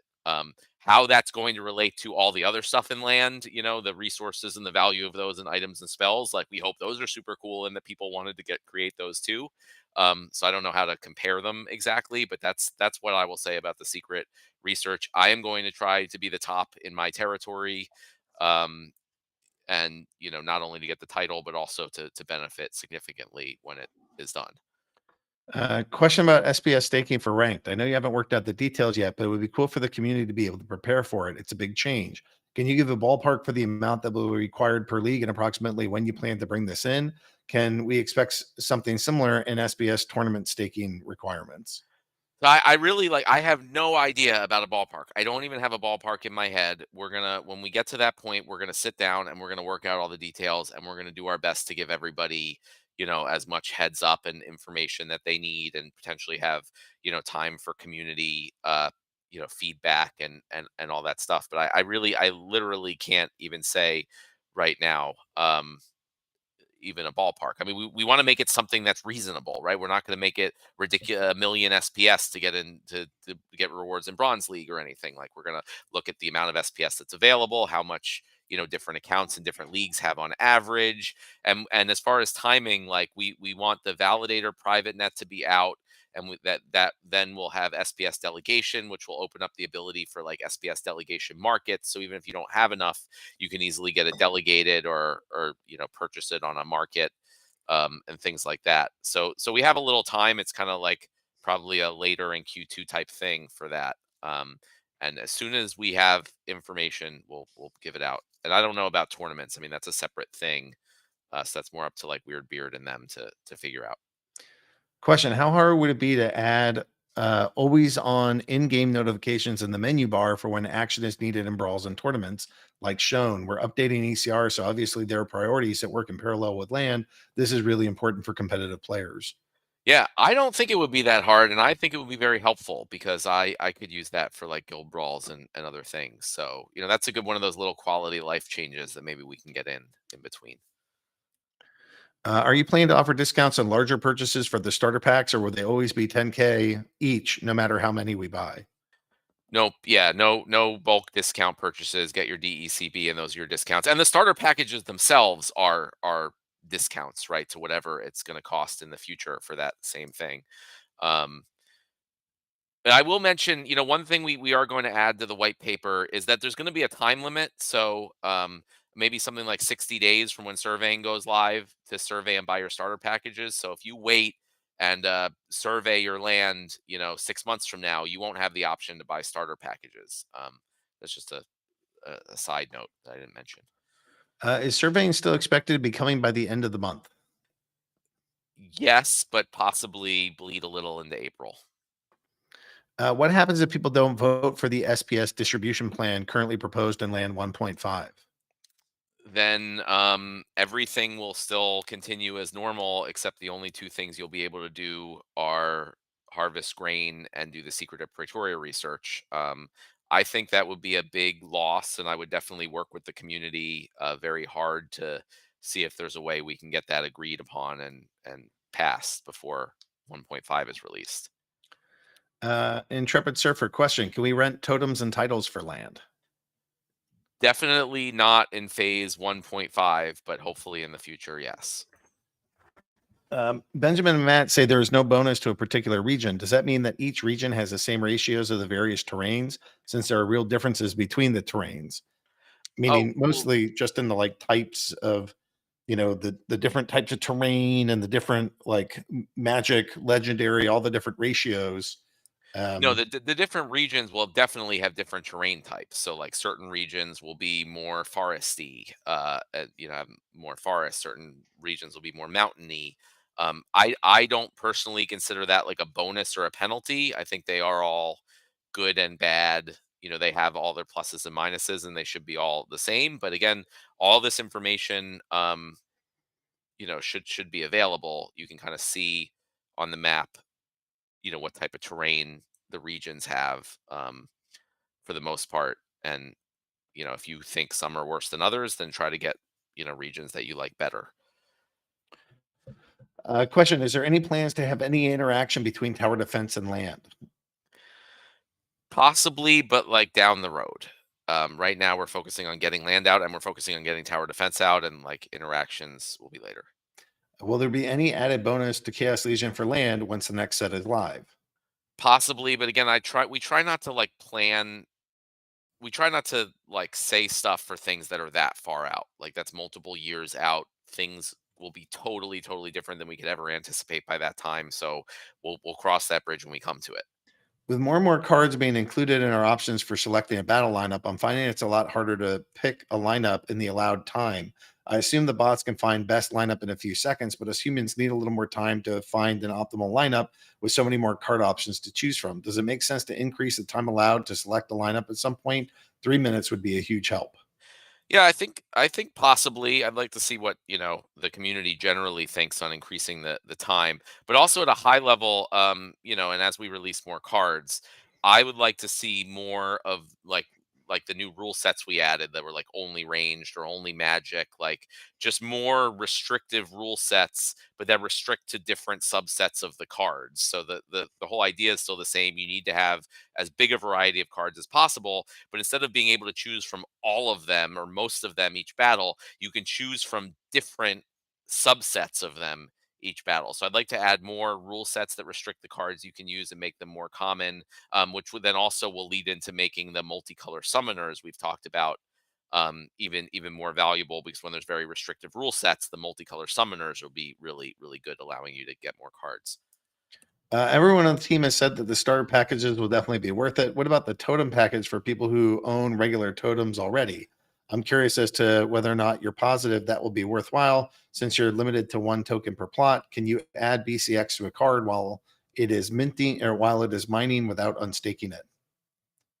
Okay, those are two different Yep. ones. So the totems, yeah, I don't know what we said on that. If you can use the unstable totem with an additional totem, or not. So we'll have to figure that out. But either way, the unstable totems are planned to be sort of like generic legendary totems. So they're not for phase 1.5, to be clear. So a lot of this is going to be figured out in phase 2. But a plan for phase 2 is that like all legendary totems won't be the same, but you'll kind of reveal your totem. So like one legendary totem might give a boost to a specific type of production or a specific thing, whereas the unstable totems is just like anything and everything. Double production points from the base for 30 days. And ultimately, again, like as these things are not 100% figured out yet, it is our goal that people will be very happy that they bought the packages and not like pissed off and feel like they didn't get their value. So it's a little while down the road for when phase 2 is released, but we're going to look at the situation and try to make sure there's a good value for having those unstable totems, especially since me and Aggie and other people will probably be buying a lot of them. Can you add B6 to a card while it's mining without unstaking it? Yeah, that's a good question. I don't see why not. It would be fine with me, but that's different than how we normally do stuff. So we'll see if we can get that in. Yeah, maybe not right away, but will we have an end of year sale in 2023? That's pretty far away, probably. But who knows? If a new mini set comes out, can we use it to push Untamed out of the modern format? I don't think Untamed will be out of the modern format until Rebellion's released. You also want to make sure you have enough cards in modern format, so it's not that far out. So, and if we do a mini set, it would push Rebellion out, but I'm still hoping to get Rebellion out by the end of the year. So it might not be until November or December if we do a mini set, but that's something to consider, that it's not infinitely pushed back. Is it possible to do something against those Roonies that are for sale on OpenSea but are actually locked in staking contracts, thus creating fake floor prices? not that I am aware of. Although they have seemed to go away after a little bit on their own. But yeah, as far as I know, unfortunately not. What happens to the SBS stake held in the Splinterlands and SBS.DAO wallet, or better say community accounts, company accounts, in case of the Vruz airdrop?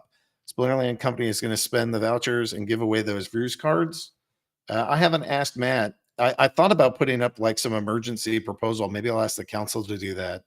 It would make a lot of sense to me that the DAO would go and buy the Vruz, but they don't have to.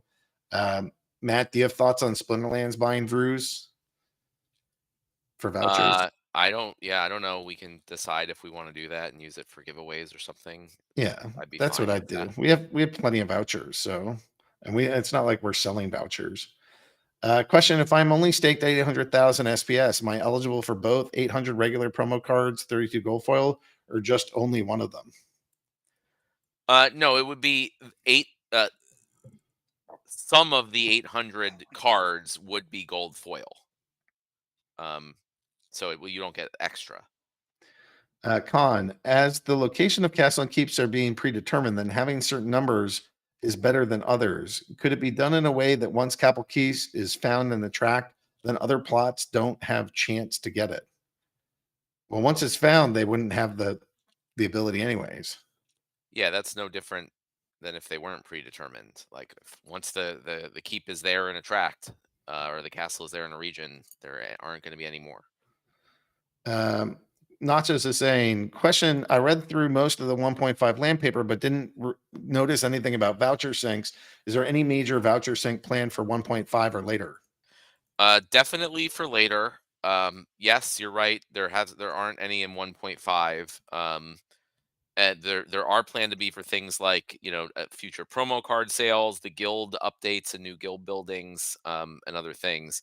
And definitely in the phase 2 white paper, which is already in its early stages, there are some notes about places where voucher can be used.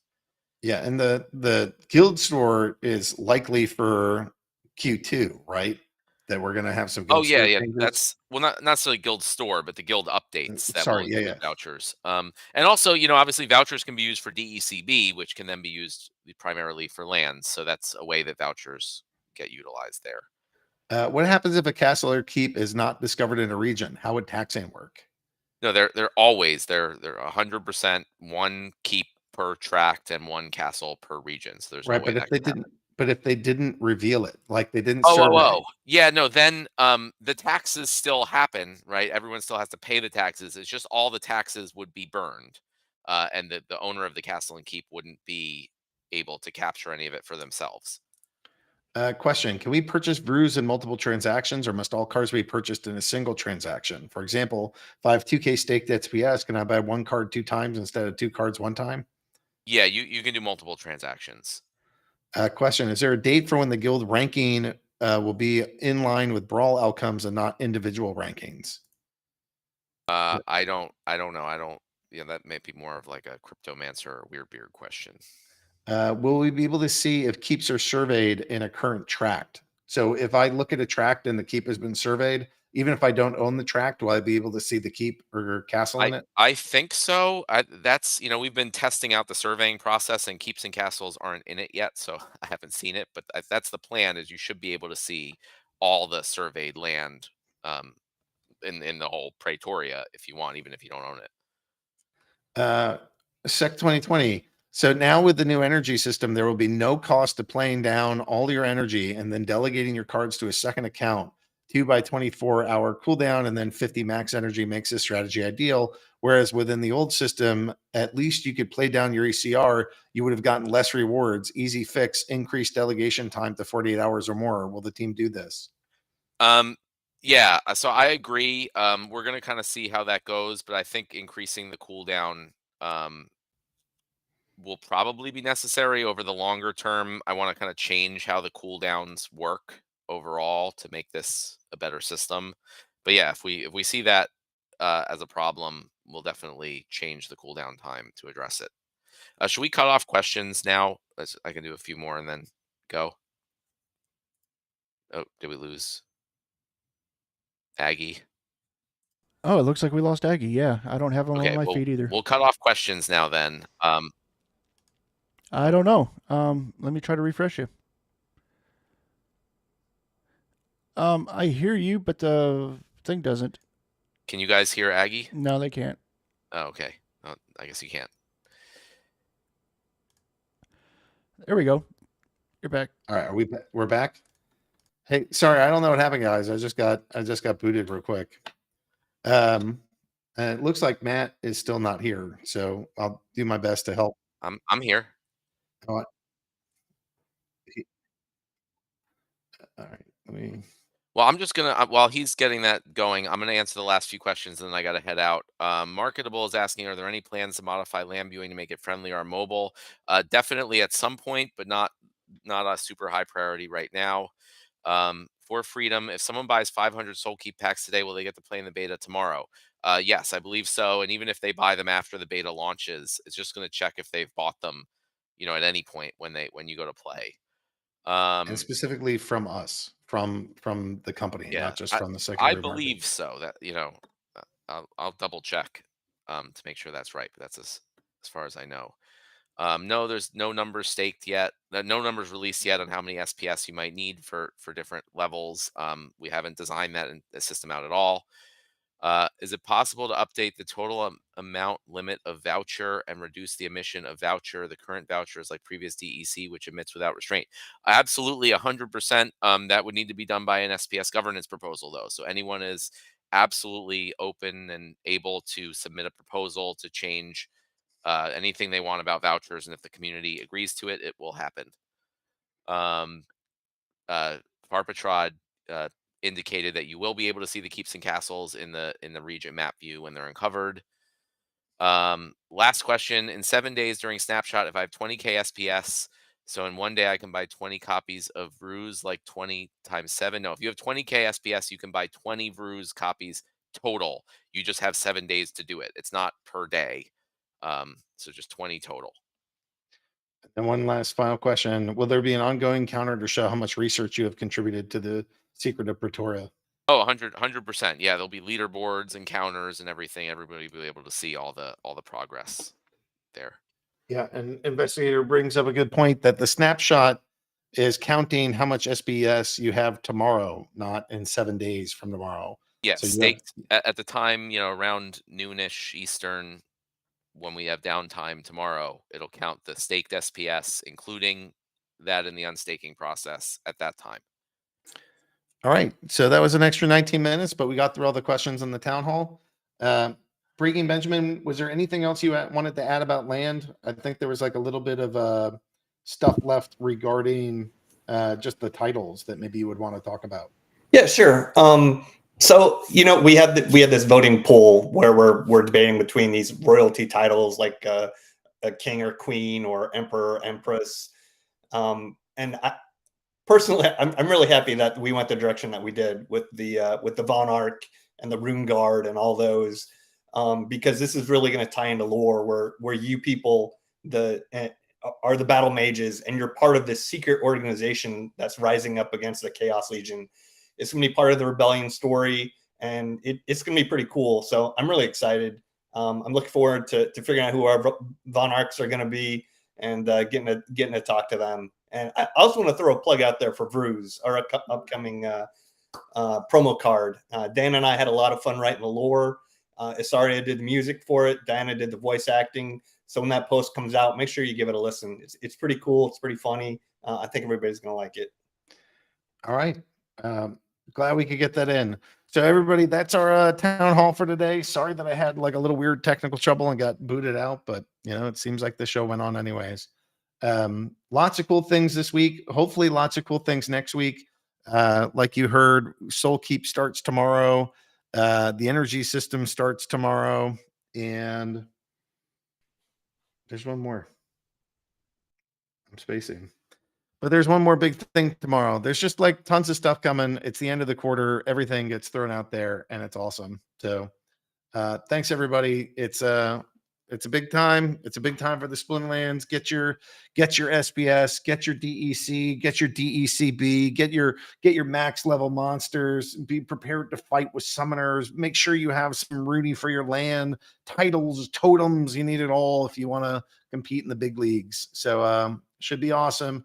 You want to make sure that you have a lot of production power. Really big production power is really important for you guys. And I don't know, should be awesome. Thanks everybody. And we'll see you in a week. Thanks.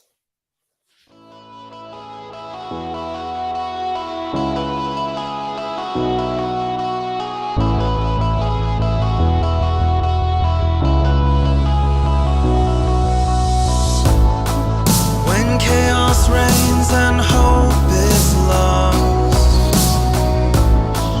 when your darkest days aren't saved by the dawn, we bring the light to help guide the way.